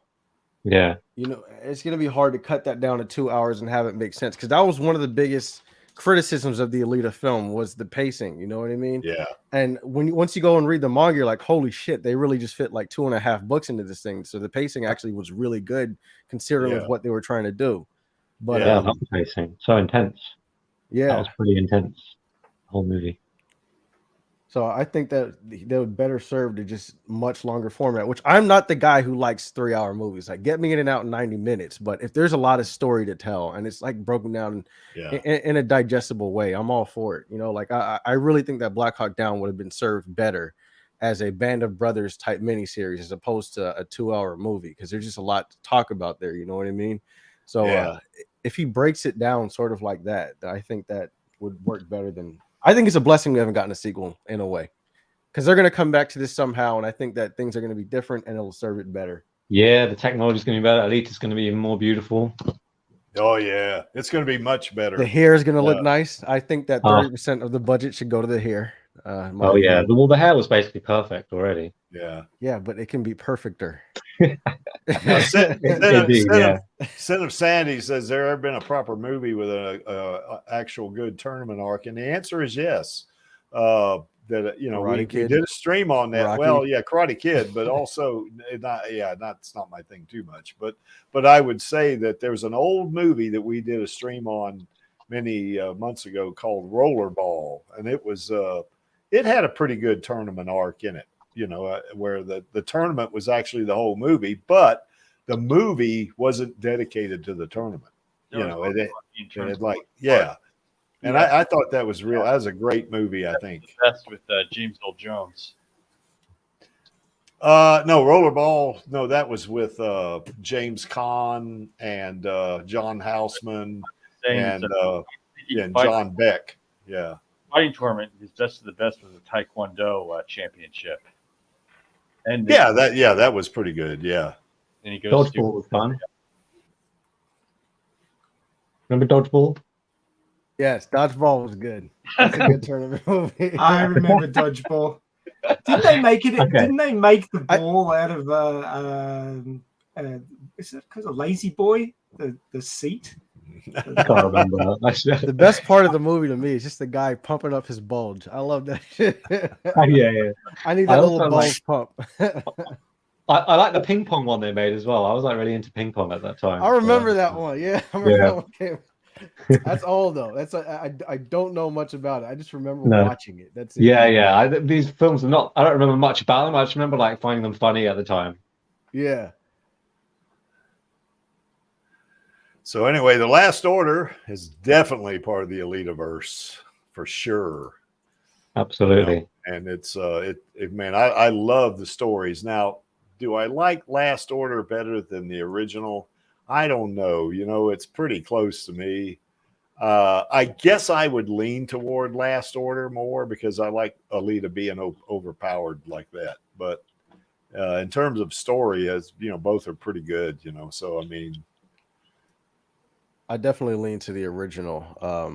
It just, in my opinion, I think that she might be more overpowered in the original. I just think it's more polarized. You know what I mean? She's at her weakest there, but then in that last chapter, is arguably she's stronger than she was in Last Order because of the fact that she never does any relativistic feats in Last Order, and she did, and that is as we've talked about 1 billion times. You know, right there, very huge hump to overcome. It's something that humanity itself. Although in The Last Order, you know, she was connected to the singularity and the 2 supercomputers, so that gives her a lot of power. You know, so it does. You know, but even computers can't compute at the speed of light. You know what I mean? We're like even getting to that point. You know what I mean? It's just, I don't know. I'm not a smart guy, so maybe I should shut up. You know. Well, that's okay, Den. We're glad you're on the stream, bud. So. conditioned and so skilled, you don't really need to think. It's a reflexive. Yeah. I probably need to drink water, man. It was hot as shit today, and I still got like 2 miles left. I've cut my run short to get here on time, and I still got to go back out. It's all for you, Creek. Oh, I appreciate it. Yeah. Hey, that's what I did. I lost in 6 months. I lost 27 pounds. And when? Just recently? Yeah. In the last 7 months, I lost 27 pounds. I got down into the 90 kilograms. In a good way, right? Not a bad way. Oh yeah. Oh yeah, for sure. Now, congratulations, for sure. My first competition at 90 kilograms, boy, it was hard because I felt like I'd been beat to shit. You felt tired of shit, like depleted, right?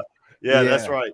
But last weekend in Vegas, I did great. I kind of got technical on a couple of lifts, but I feel now. I say I'm at 192. I feel more. I feel better. I feel. Dude, that's what's up, man. Congratulations. Is it kind of like because I know in like fighting, right? You see like heavyweights try to go down to like light heavyweight just so they can fight smaller guys. Is that kind of what's going on here? Well, sort of, I guess. Yeah, You're trying to kind of compete against. Well, for me, dudes? No, not really. For me, I just wanted to be healthier. I just, I don't, I don't have that many competitors that I compete against. There were some there at nationals, and there were, and I've been in like 7 competitions or something like that, and in only 3 of them, maybe 4 of them, did I have actual competition, because there's not too many guys my age are doing powerlifting, Yeah. So now, do you have more competition in this new weight class, or you think it's? Oh yeah. Well, I did that. I did the competition last year. My last competition earlier this year was at 90 kilograms.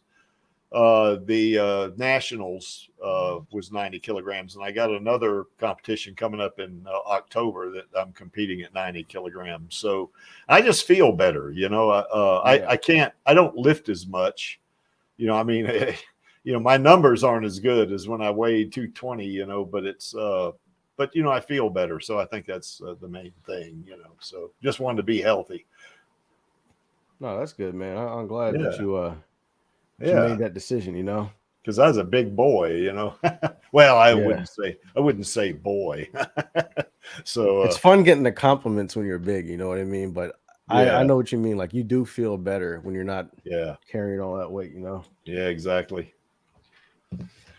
Okay, Alita's great because Alita is only like 4'9", and she doesn't have to carry a lot of weight, but she has a lot of punch for her size, right? Yeah, well, we've had that discussion about her being actually 4'11" and weighing 300 pounds, because of her berserker body, or whether she basically is a black hole. It's rude to talk about a girl's weight. Yeah, it is. Well, I tell that to Hugo, man. He still got it. It worked for him, so I'm gonna do it too. I remember the first time I saw the movie. He said, "Oh, you're heavy." I went, "You dumbass." Yeah. Only in a movie would that work. Yeah, you tell a good-looking girl you just met she's heavy. Yeah, that'll work. I think it only worked because she was naive at the time. You know what I mean? Yeah, had she been more experienced, that would have been the hardest slap he ever felt in his life. Yes. Yeah, in her case, it would have been the hardest.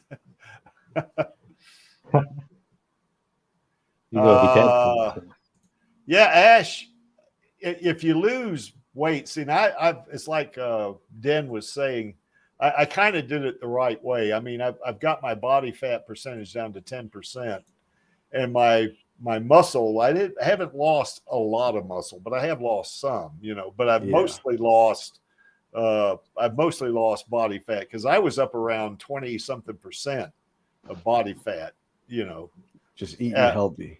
Yeah, just eating healthy and tracking my calories and tracking how much cardio I'm doing and stuff like that, and if you do it right, your muscles don't burn as much, as your fat does. So anyway, that's what I've been doing recently, man. What's just that? On this little tangent of fitness. Are you familiar with those Gatorade protein bars? Yes. Yeah, I don't know. I just started eating the fuck out of those recently. I usually don't eat shit like that because it does have a lot of sugar in it, but Yeah. They're so good. And I'm so lazy recently because I've been trying to like really ramp my mileage up. So you're tired all the time. Yeah. And I just don't. It's like I need to eat. Like I should eat because I just spent a bunch of calories, but I don't want to make anything. I can just go to this Gatorade bar and it just tastes like chocolate. You know what I mean? Well, I like those one bars. They only have like 1 gram of sugar in them, and they got like 20 grams of protein. So I eat those things. They're the one bars you're talking about. I know what brand you're talking. Brand bars, right? Yeah, it's just got says 1 on the box. Yeah. I've been doing the Gatorade ones because I bought them basically on accident. Like I needed something like really quickly, and that's all they had in the store. So I was like, all right, I'll try it. I was like, man, these are kind of good. And then now I'm just eating like 3 of them, 4 of them a day, just to get extra calories. Yeah. I think those 1 bars have like 180 calories, 1 gram of sugar, and 20 grams of protein is what they got. So, dude, these Gatorade bars have like 350 per bar. Well, I have some. I don't have those. I don't have those. I got those New Grow bars. I got a couple of those. They got a lot of calories. 300 New Grow bars, huh? Just change one of those letters. Maybe a U to a E, and that'll be fun. Yeah, that's right. Yeah. Okay, bringing it back to Alita here. I could talk about lifting weights and exercises all day. By the way, Dan, when I ever do come to Tampa, I'm going to look you up. You remember, we're going to spar, remember? Yeah. And then you and I are going to lift weights. So yeah, we're going to do that. You'll beat me at lifting weights. I can tell you that. I haven't lifted in like a week. But you'll have to go easy on me on the sparring. I haven't sparred in 50 years. And man, when it comes to sparring, cardio is fucking everything. Yeah, cardio is everything. Just watch a Diaz bro fight. They have the most awkward style of fighting I've ever seen in my life. Yeah. But they're triathletes. And when round 5 comes and the guy that was whooping their ass gets tired of whooping their ass and they're still fresh, that's when shit changes. That's when it goes sideways. The guy you've been beating up for 4 rounds isn't fucking tired? Okay. And I am. Exactly. That's when shit changes. Yeah. Okay, moving right along here. I guess the Mars Chronicles definitely are part of the Alitaverse, and of course, it's as you see there is most of the Mars Chronicles is Alita as a child. Now that volume 2 is kind of after the Last Order, so it's kind of like a jump forward in time on volume 2, and of course in that volume 2. She fights Erica, but now in the rest of the Mars Chronicles, or at least that volume 1, they're like sisters. And they get a little contentious, I guess, in volumes 3, 4, that kind of stuff. They get separated. I guess Erica goes with Baron Muster, and Alita goes with that woman. I can't remember her name now. But anyway, in the Mars Chronicles, certainly we meet Gelda. Although Gelda was in, I think, the first volume a little bit. There was kind of like a little, I wouldn't call it a flashback, but a story there. But at the end of volume 7, Gelda shows up again.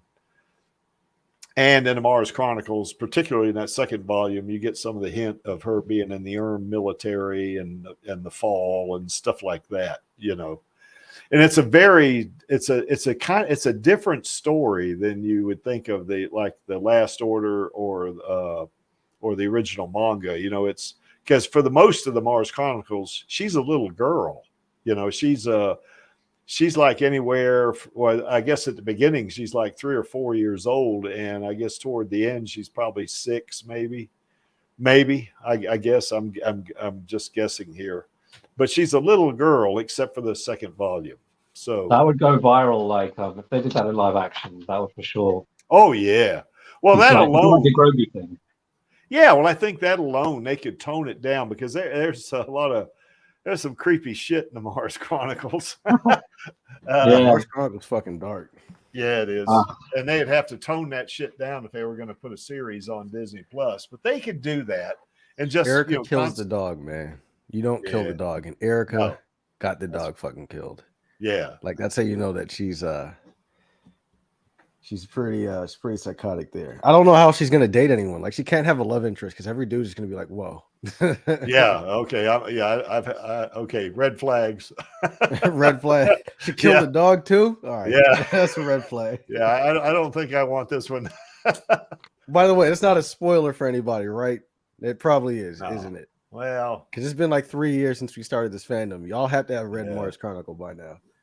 Don't worry, I sort of tuned out just now. Anyway, it's fine. I'm very skilled at that. As soon as I can sense, you're not reading Mars Chronicle. Immediately start humming in my head or something. You're not reading Mars Chronicle? No, I've not read anything past the first 3 books. Oh man, well, listen, I'll say this for the past the first 3 books is when Alita, the original manga, starts picking back up. And honestly, in my opinion, don't have to read much other than the original one. I honestly think that's the best of the series.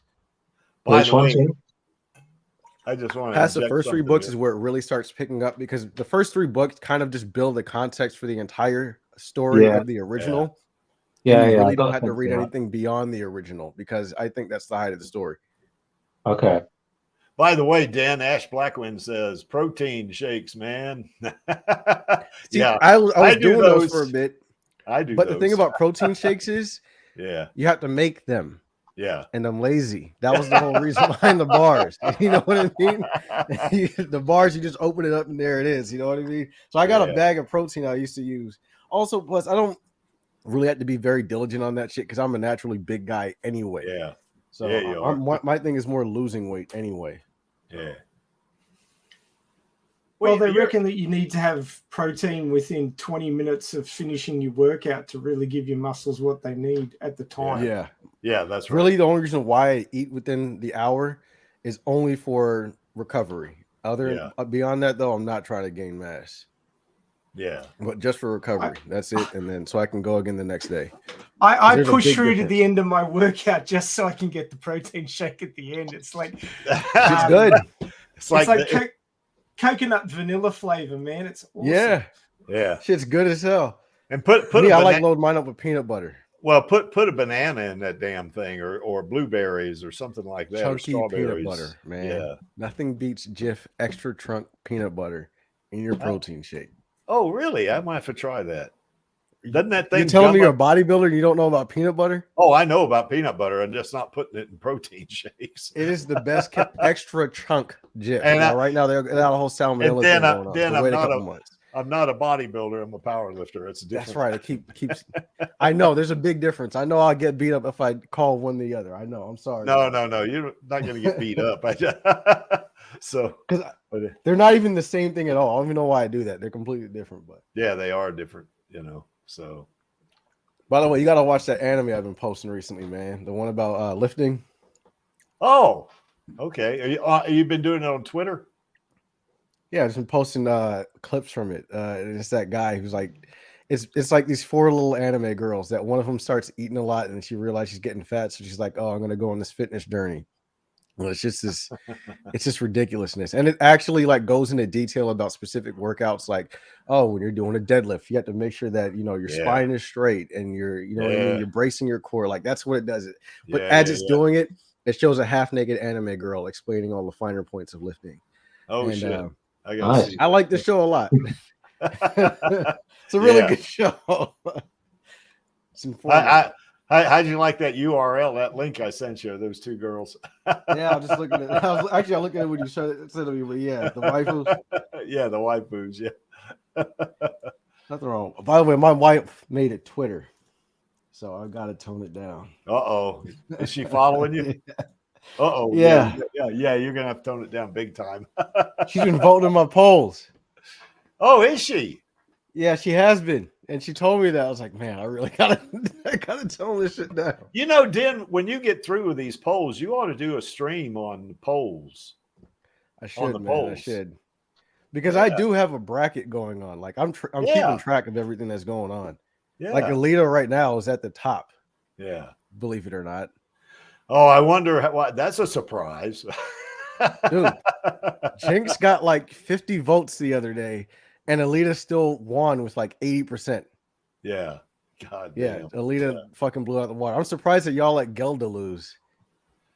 I voted for Gil. I Did I didn't vote for see Gil? that poll till it was over. I was like, fuck. Yeah, they come so Yeah. thick and fast, these polls. I did it twice. What was that, Vladdy? They come so thick and fast, these polls. One comes and then it's gone in a minute. I Well, usually then- leave them up for 20 hours, 24. So, yeah, but you can miss it and then you don't catch it in time. Well, Den, if you Yeah. if you don't want to stream it yourself, let me know. I'll stream it. You can come back on and we can talk about the waifu. No, I'm not going to stream myself. We'll just do it with you. All right, we'll do Yeah, that. I mean, I'm pretty sure you'll be okay with that if we plan Oh, it yeah. far in advance. Oh yeah, we can do that. Yeah, we can put the bracket on PowerPoint slides and stuff like that. That'd work.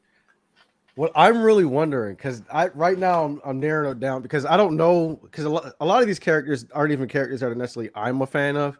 I just know that they're popular. So what I do is I try to choose characters that are popular, and I'm noticing a few that are sticking out. Some of them I think will be popular, and then no one gives a shit about them. Other ones that I don't think that anyone knows about, and then they end up being pretty liked. Yeah. I didn't think that Momo from My Hero Academia would be liked because everybody posts the fucking rabbit girl, the brown rabbit girl. No one talks about Momo, but I didn't think that she'd be Wonder Woman. I thought Gelda would go further than she did. I didn't think Erica would go that far, but y'all apparently love Erica. Erica from Alita. Yeah. But right now, I think the top four are going to be the top four. It's going to be the most interesting polls. Will be Alita, 2B, Yor from Spy Family, and there was one other one. Not Probably, Android 18. No, I don't think Android 18 is going to be in the top. Her polls go really slow, and then it's up in the air whether or not she's going to win. And the other one is either going to be Marin from that the dress up show that my wife is really into now, or Nagatoro. Those. Oh, I like Nagatoro. Dude, Nagatoro was a good show. Like I didn't expect to like it that much. I thought it was going to be annoying, but it was actually really. I think good. it's hilarious. I do. It's perfect. By the way, Ash Blackwind's recommending I watch that. How heavy are the dumbbells you lift? That's the one I'm talking about. Yes. I'll have to. It's a very good show. It's a great little anime. That's what I was talking about theme earlier. Song too. Yes, it gets stuck in my head for literal days. I'm gonna watch it. I'm definitely gonna watch it then. Dude, let's watch it together. Muscles, do. Machio. His name is Machio, which sounds like macho. And this guy can't keep his fucking clothes on. He's the best character of all time. Machio. Yes, Machio. Yeah, man, that's a really good show. And actually, I got into the manga, and the manga is actually even better because it goes way, way further. You know what I mean, right? The manga's the little usually blonde better. girl had a whole character arc where she got really, really fat. I love that. Yeah. My wife loves that show too. It's a good show. Kren was on a podcast about that anime. Really? Oh, really? Yeah. It was interesting too, but you got to watch anime first, or else it spoils the hell out of it. I invited Cran. I told her Den was going to be on. I thought maybe I'd get her on, but no. She's probably like, nah. Okay. Anyway, Mars Chronicles. That's definitely part of the, Alitaverse. That's the song. Yeah.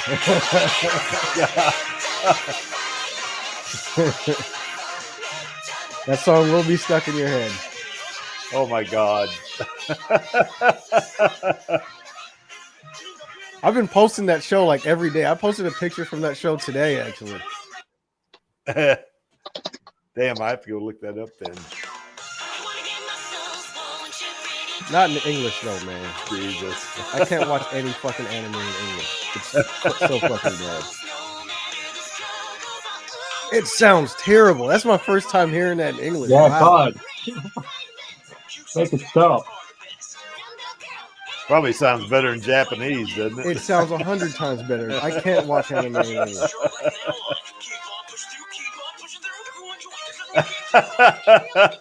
Sin of Sanity says we're masochists for voting for Nagatoro. It's because Nagatoro isn't just mean. She's mean with a purpose, at least in the show. Yeah. In the original comic, she was just fucking mean. But, although she does get surprised sometime, about, in that one episode where I guess it was a class president was getting on. Yes. And then she came to his rescue, or something. I went, whoa, that's not like her. No, it is. That's what I'm saying. And this version of Nagatoro in the anime is mean with a purpose, and I like that. It's not just meanness. You know what I mean? It's like drill instructor meanness. You know, the drill instructor doesn't hate you whatsoever. You know what I mean? He wants to see you succeed, but you know what I mean? He's got to make you push through this little bit of pussification that you have inside of you. He has to squeeze that out of you, and then he can be your friend. Well, you know, with drill instructors, what they do is they convince you that everything you've been doing all your life is fucked up. You're not worth anything, and then by the time you get out of basic training, you're now a man. That's kind of the way it plays, I think. So, which is good because talking about the military, they're taking in people from all kinds of backgrounds. A lot of those people that go into the military don't know brushing their teeth. They don't have hygiene. They don't know how to fix their beds. You know what I mean? So a lot of this is just literally like, okay, I've got 217 to 21-year-olds. Half of them don't know anything, just have GEDs. How am I going to rally all these cats? Okay, well, just make them all fucking do push-ups forever until they break, and then teach them a little something. You know what I mean? Yeah, that's right.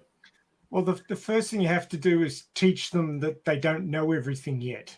Yeah, that's right. That's the point. You got to, because they think they do. They think they know everything when they're that age, but they don't. Well, they're a lot of people like to say it's just about brainwashing. No.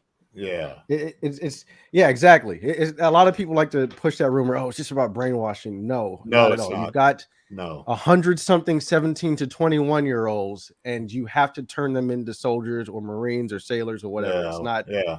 It's not that fuck. And plus, some of these guys are going to go into the infantry, and some of these guys are going to go into the support. Some of them might even go to special operations. How do you get those guys who are going to the infantry, the fucking Chads, the Giga Chads, to not bully the more nerdy or softer kids? Like, how do you get these guys to be cohesive together? Well, make them all go through this shit together at the same time. Now you've built some sort of rapport with each other. Yeah.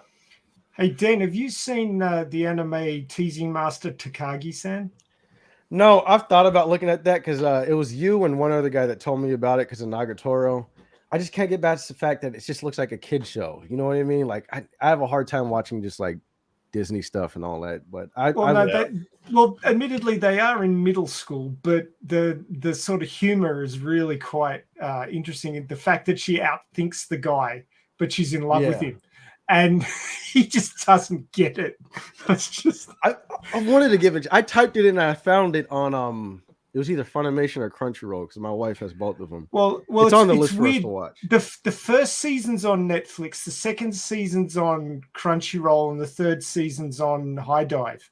It's all over the place. Jeez. Damn, let me bring it back to Alita, you guys. Let's bring it. Yeah. Anyway, we know the movie's part of the Alitaverse for sure, and it's.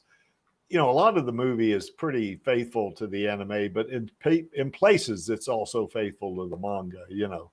I think there are some differences in there, of course. But once again, that's where we learn about Motorball. And this is one of the things about Motorball.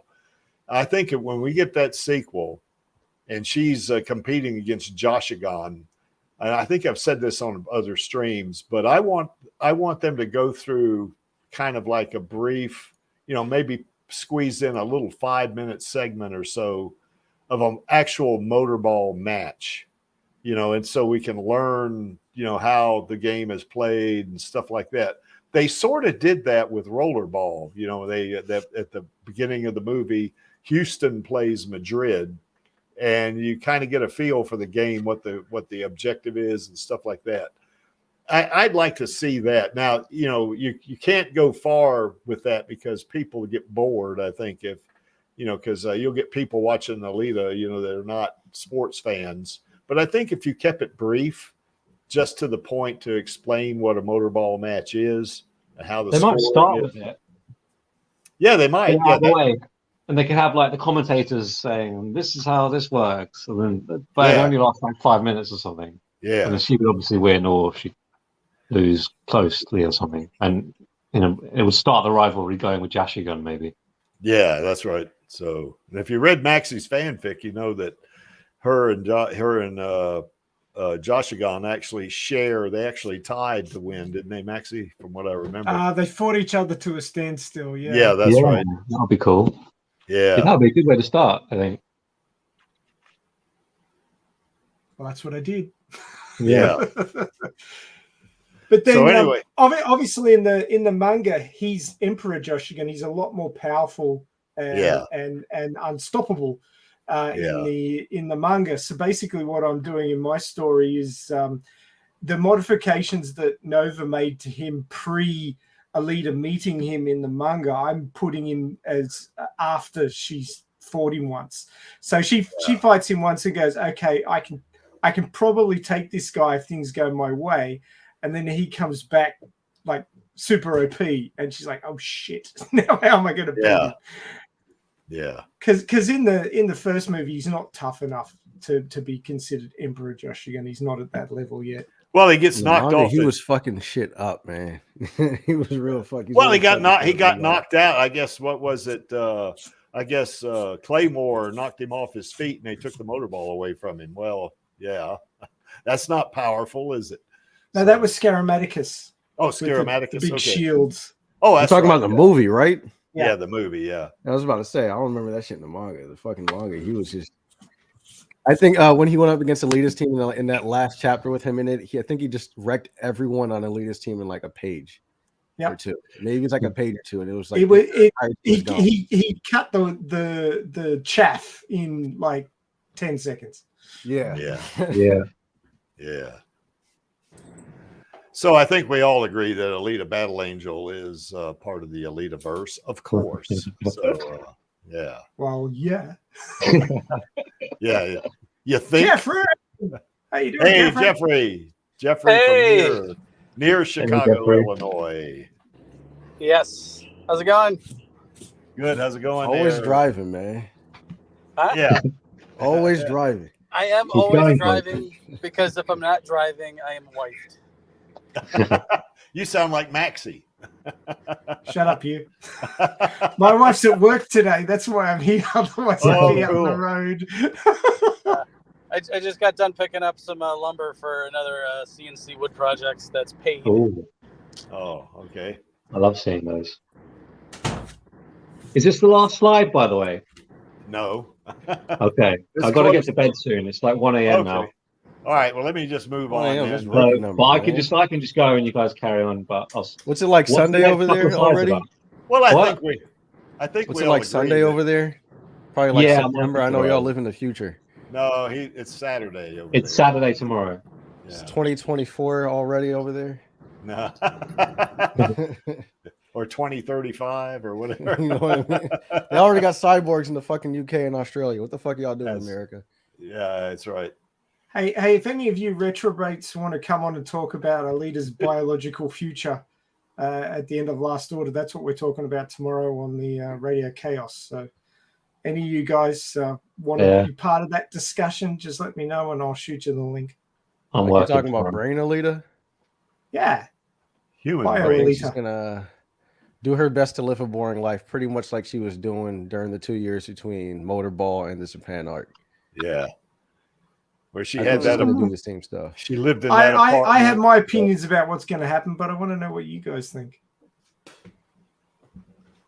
I think she's going to try to be boring. She's going to read a lot of books. You know what she needs to do? She needs to clean her fucking apartment, man. That's a lot of shit that she just had just lying around there. In the manga version. She needs to spend 2 years cleaning that shit up. Well, that's like fucking that's like Hugo's apartment in the movie. I mean, holy shit. I would call so many cool details. That's going to be my stream right there. Yeah. Go ahead. My bad. I interrupted somebody. It's meaningful chaos in Hugo's apartment. Alita Cleaning Angel. Is that what your version's called? Yes. Yeah, it'll be Hoarder's Iron City. Let's get rid of all these fucking books. Y'all live in the future. Get it on an iPad or something. God, that might make the History Channel. Yeah. All right, let me move on. We agree that this one is. Okay, the Alita series, we know it's coming because we know that Robert Rodriguez is pitching that to Disney. Or at least that was what Jeff from Cinema Blend was saying. Yeah, he doesn't know though. You're saying it. No, he doesn't know for sure, but he probably his information is probably better than ours, I would say. So But anyway, there's several ways they could go with the series, certainly live action or anime for that matter. And I like the idea of Martian Chronicles, or the Mars Chronicles, not Martian. Damn, Martian Chronicles. That was that series that came out in 1980. Mars Chronicles.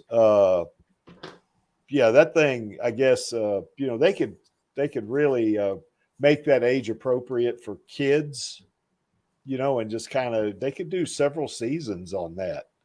And they could even do some of the stuff with those non-canon stories. On the book set, there's several of those stories at the end of each volume. They could do that. They could do like little episodes. You mean like the one where she's pooping? Well, that one. Is that what you're talking about? Yeah, that one, and the one where she runs near the speed of light and all that shit. Oh, you mean that? I thought you meant those like short little stories they do at the end of manga chapters. Well, no, they wouldn't want to do a story of her taking a dump. I mean, yeah, that was kind of weird. That was weird. Yeah, that's we're not. Yeah, they wouldn't put that in a kid's story anyway. I mean, it was. I don't know. My 9-year-old loves poop stories. I don't get it. I'd watch it. Well, he's 9 years old. That's why. So I swear he's German until he's 10. But anyway, we're going to have an Alita series. Give me 1 second, guys. I'll be back. All right. Yeah, we'll have an Alita series, and the Creek thinks that the Alita series will be probably what we'll see first. That's my opinion. I certainly wouldn't complain if we got a sequel first. I definitely won't complain. But I think they'll kind of test the waters with a series. And then I should just dive straight into it and greenlight them both. Yeah, I'd be okay with that. More people would be likely to watch a series if they say it's leading up to the sequel, and it would just build up hype for the IP in general. It would be stupid if they made some half-assed series that not many people watch, and they'll be like, "Oh, no one's interested." Well, they could do a series. Sequel. Well, they could do a series where she's competing in the second league, and then they end it kind of like what they did with her pointing the Damascus blade to Zalem, and they could pick up right there, and then it goes right into the sequel. That's what Mike Reyes was saying, wasn't it? Yeah. That's what I was saying. That was a good idea, I thought. Yeah. So I mean, it would link it would fill in that time gap. It would link the two movies together and prime everybody for more Motorball, more Jashigan. Yeah. Totally. Now, if they do a sequel first, I'd be okay with that. But I kind of would like to see a series, though. I definitely would. My heart's set on the sequel, though. Yeah. I want a sequel. There's no doubt about it. But let's get. It was such a cinematic experience, like the best one ever. Oh God, I remember it'll be a travesty if they didn't make it. Well, I remember when I saw it in the movie that one time back in Halloween, that knocked my head off because I'd seen it several times, of course, and it was just a totally different experience for me to see it in the movies. So anyway. Well, didn't I tell you that, Creaky, before the re-release? I said it is a cinematic experience. You've got to see it in the cinema, and you sort of took my word for it and went off and experienced it for yourself. Well, I actually did a video on it too. I mean, it was about going through it. And stuff like that was cool. Yeah, it was neat. I mean, I really enjoyed that. That was during COVID. There was only 4 people in the whole theater. But still, it was neat. I mean, God, it knocked my head off. I was glued to the screen, man. It was. I mean, I got a big screen TV here, at my house, but it's nothing like seeing it in the movie, or in the theaters, So. Yeah, it's also just the experience of like going to a place to and the see sound her and like such an immersive experience. Yeah, the sound in the movie too. That's another thing. It's really immersive. So can't really replicate it at home. Yeah. Oh, let's see. We just lost Jeff. He must have been hit a dead spot. Yeah. Okay, so a series. I want to just go ahead and skip through this because we're going past 2 hours here. Of course, the Creek can talk about Alita, for 5 or 6 hours or more. But here's something else. People might argue with me. I consider us, the Alita Army, we're part of the Alitaverse. I mean, just think of it. If a movie, any movie, doesn't have fans, where it's going nowhere, you know. And of course, I got some of the channels up there, but there's a bunch of others like Raul Gola's got one. Oh, yeah, he should be there instead of me. Yeah, maybe, but I don't think he's got as many subscribers as you. And I don't think I don't either. I don't have as many as subscribers as you either. But it's because I was in the game when the movie was out. Yeah, and that so I got. Yeah, everyone was like, it was a big movement at the time. Yeah. And of course, Martian Memory Game, that's, I like watching Chaos play that game. That's pretty cool. He does, from time to time, he'll do a video where he records it, and he loads it up on his YouTube channel, or he'll do it live, and that's kind of fun. And yes, Maxie and Lee Lemons fanfics, I consider them part of the Alitaverse. As a matter of fact, yeah, I would think that, now I haven't read Lee's fanfic, but I have read all of Maxie's fanfics. Yeah, I know. I wish I had that. So yeah, but I mean that's about our girl. I mean, holy crap, and who knows? They might grab, Maxie. They might grab your fanfic and say, hey, this is pretty good. Let's see what we can do with this, or something like that. Who knows? And then, of course, any artist, we have a ton of those in the Alita Army.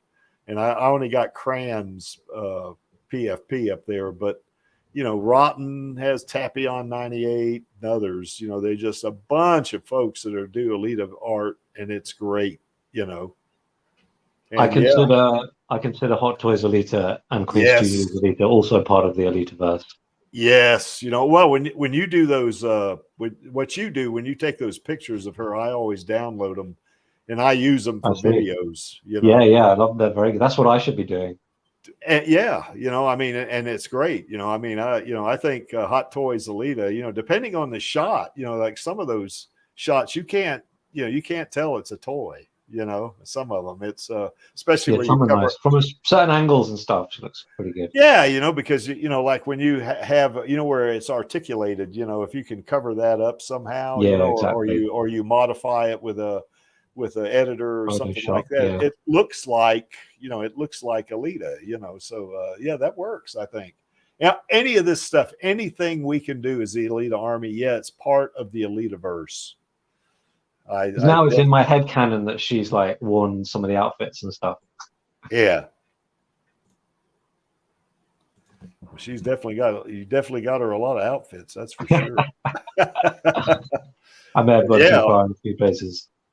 Not really. Nah, it's all good, man. I'm gonna buy him an Alice dress for the Hot Toys Alita. I was looking for one, but I couldn't find one. Really? Yeah, it always disappoints me. Alice dress. Alice in Wonderland's like one of the most famous stories of all time. Yeah, it's one of the most famous outfits. So I thought there might be one. It may still turn up. Sometimes I look, and then the search algorithms are just so bad on AliExpress. Hopefully I'll be able to find it. Yeah. All right. Yeah. Hopefully one does turn up, because I actually want to see how that comes out. Yeah, that would look so cool. It's just that the graphics in the game are really old, so the character model kind of looks like a doll. That's why it reminded me of specifically Hot Toys. Yeah. Yeah, she's got dark eyes as well. Yeah. I think that'll be fun. Crossover a fandom and maybe win new fans over to the fandom, Yeah, that's right. Okay, guys. I guess that's about all I can think of here. Did we miss anything? Figure 4 spinoff show. Oh, that'd be great. Oh, I could novelizations. Yeah. They'll probably make one for the sequel. Figure 4 is one of my favorite characters in the manga. He is. Yeah, he's the right guy for our girl, I think. I need a Hot Toys Alita. I need to see him in live action and get a Hot Toys for him. You know what I think is funny? Star Villion hates Figure 4. We should have Star on and debate about whether or not he's a good character. I think that'll be fun. Yeah, he Well, I haven't invited him to a stream in quite a while because I think he's got family obligations and stuff like that. But I may have to start inviting him from time to time, just to let him know that we still love him, So even though he's a figure 4 hater, even though it's he a hates problem, but every family has their problems. You know what I mean? Yeah, Like, that's you always right. got one crackhead in your family. You know what I Yeah, mean? that's right. Yeah, that's right. That's exactly right. So, okay, guys, here's our queen right here. She's number one in the Creeks book in terms of being a actor, and Our Queen of Hearts. You betcha, she's great. And she's the one that made Alita happen. I mean, just her, her expressions. Her facial expressions to me was really a big deal. Really helped sell Alita quite a bit, I think. In my mind, all her interviews and stuff, and just she is part of the Alitaverse too. Oh yeah, the meta, the fight for her sequel, that's a big part of the Alitaverse. Oh yeah, well, I'm sure that Cameron needs to put some kind of meta references in there about the struggle for her sequel. That'll really elevate it as well. I think so. And she says she harasses Rodriguez and Cameron all the time. Yeah, she's got this gig with Disney just to get the sequel. Yeah. So obviously they're trying hard. Cameron's trying hard. I really think Disney would be like monsters to say no forever. Yeah, I think they'll get it eventually. So, well, they better. Hey, sorry to interrupt, but I hear thunder outside, and I gotta go finish this run. So, all right. Someone said the wind sounds really cool, and Alita Thornton said that, and he lives not too far away, so I want to go check it out. Well, Dan, thanks for coming on the stream, man. Long time no see. We're glad you made it. I definitely want to come back on more often. It's just time. So yeah, I got you. I'm gonna talk to you later. I'll probably send y'all one of y'all a DM sometime. All right. Yeah, good to see you, Dan. Yeah. All right, catch you, Dan. Good talking to you. All right, I'll head off too. All right. See you guys. All right, buddy. Yeah, thanks a lot. All right, Bloody. Thanks for coming on. Cheers, Creek. See you. Wow, they couldn't last for another 2 minutes to get to the call to action.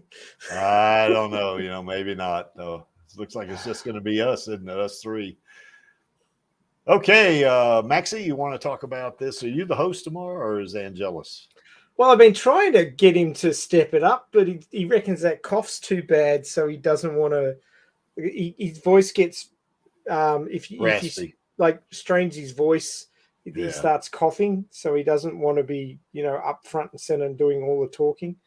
He'll probably still come on and do the news, but so I'll be hosting tomorrow. But this is a topic that I came up with, and basically we find out what happens to biochip Alita. She goes off to Venus for 3 years and comes back to Mars and meets up with Erica and has a bit of a biffo and all that stuff. But we don't know what happened to biological Alita. I mean, we're no longer following the Alita that we thought we were following. It was a whole switcho changeo thing during Last Order, which we now have two divergent sort of characters, and you become quite invested with biochip Alita, and she's the one that's really being followed, and brain chip Alita, who was the Alita in the first series, was just sidelined for the second series, and she wakes up in a biological body which she's never had, and figure 4's there, and is it what she's always dreamed of, or is she going to struggle? This is the thing we want to thrash out. Yeah, and I want to talk about figure 4 on this too, in terms of now he's got human Alita.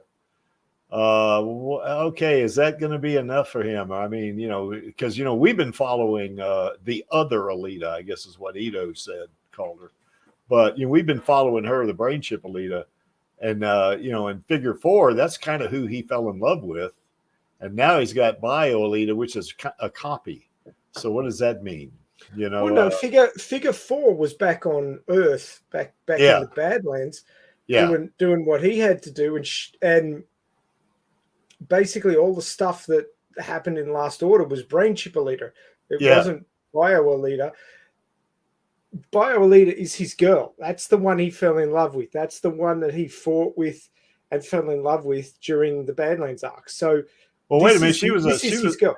Well, she was a cyborg when he was fighting with. Yeah, but that's the person he made the memories with. But now she's got a biological body. So how is that going to affect their relationship? These are the things we'll thresh out tomorrow. Yeah, you betcha. That's what I want to talk about. Yeah. So. Yeah, anyway, we're now up to episode 120. Remember how we thought 99 was a big deal, and it was? Now we're way past that.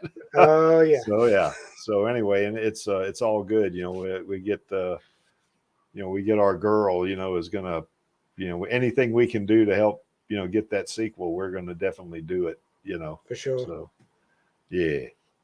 I just reckon that once the green light's given for the sequel or a series, I think the numbers are going to go up on the Alita Army. I think so. Yeah. I think people are going to come back and go, "Oh, it's happening. Let's talk about it." We'll have lots of good streams about what we predict they're going to do. Oh yeah, we'll probably see Dennis again. We'll probably see Eddie McTrigger and some of these folks. Probably make the rounds back with us. Hopefully.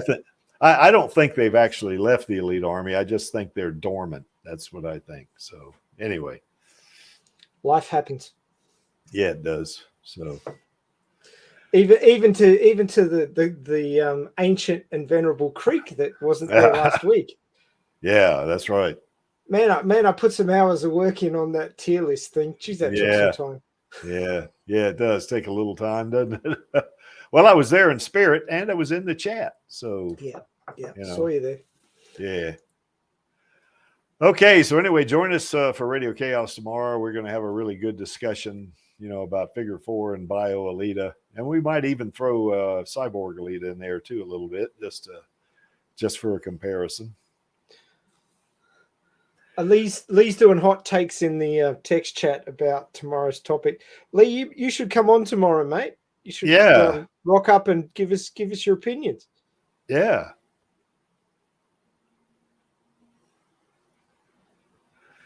Okay. Why is this image here? Well, that image is there because the creek likes it, and the creek is running the stream. And to paraphrase Gurwishka or Makaku or Gursika, whichever one you want to call it, but Gurwishka, actually, I'm only here for our girl and the Alita Army. And of course, we are all here for our girl, so we want that sequel. Yes, please. Yes, indeed. Okay, like we do at the end of both the streams, we always do our call to action. And on my count of 3, I guess we will do the call to action. And that would be 1, 2, 3. Film those sequels, baby. Okay, we'll see you guys next week, and we'll see you tomorrow on Radio Chaos.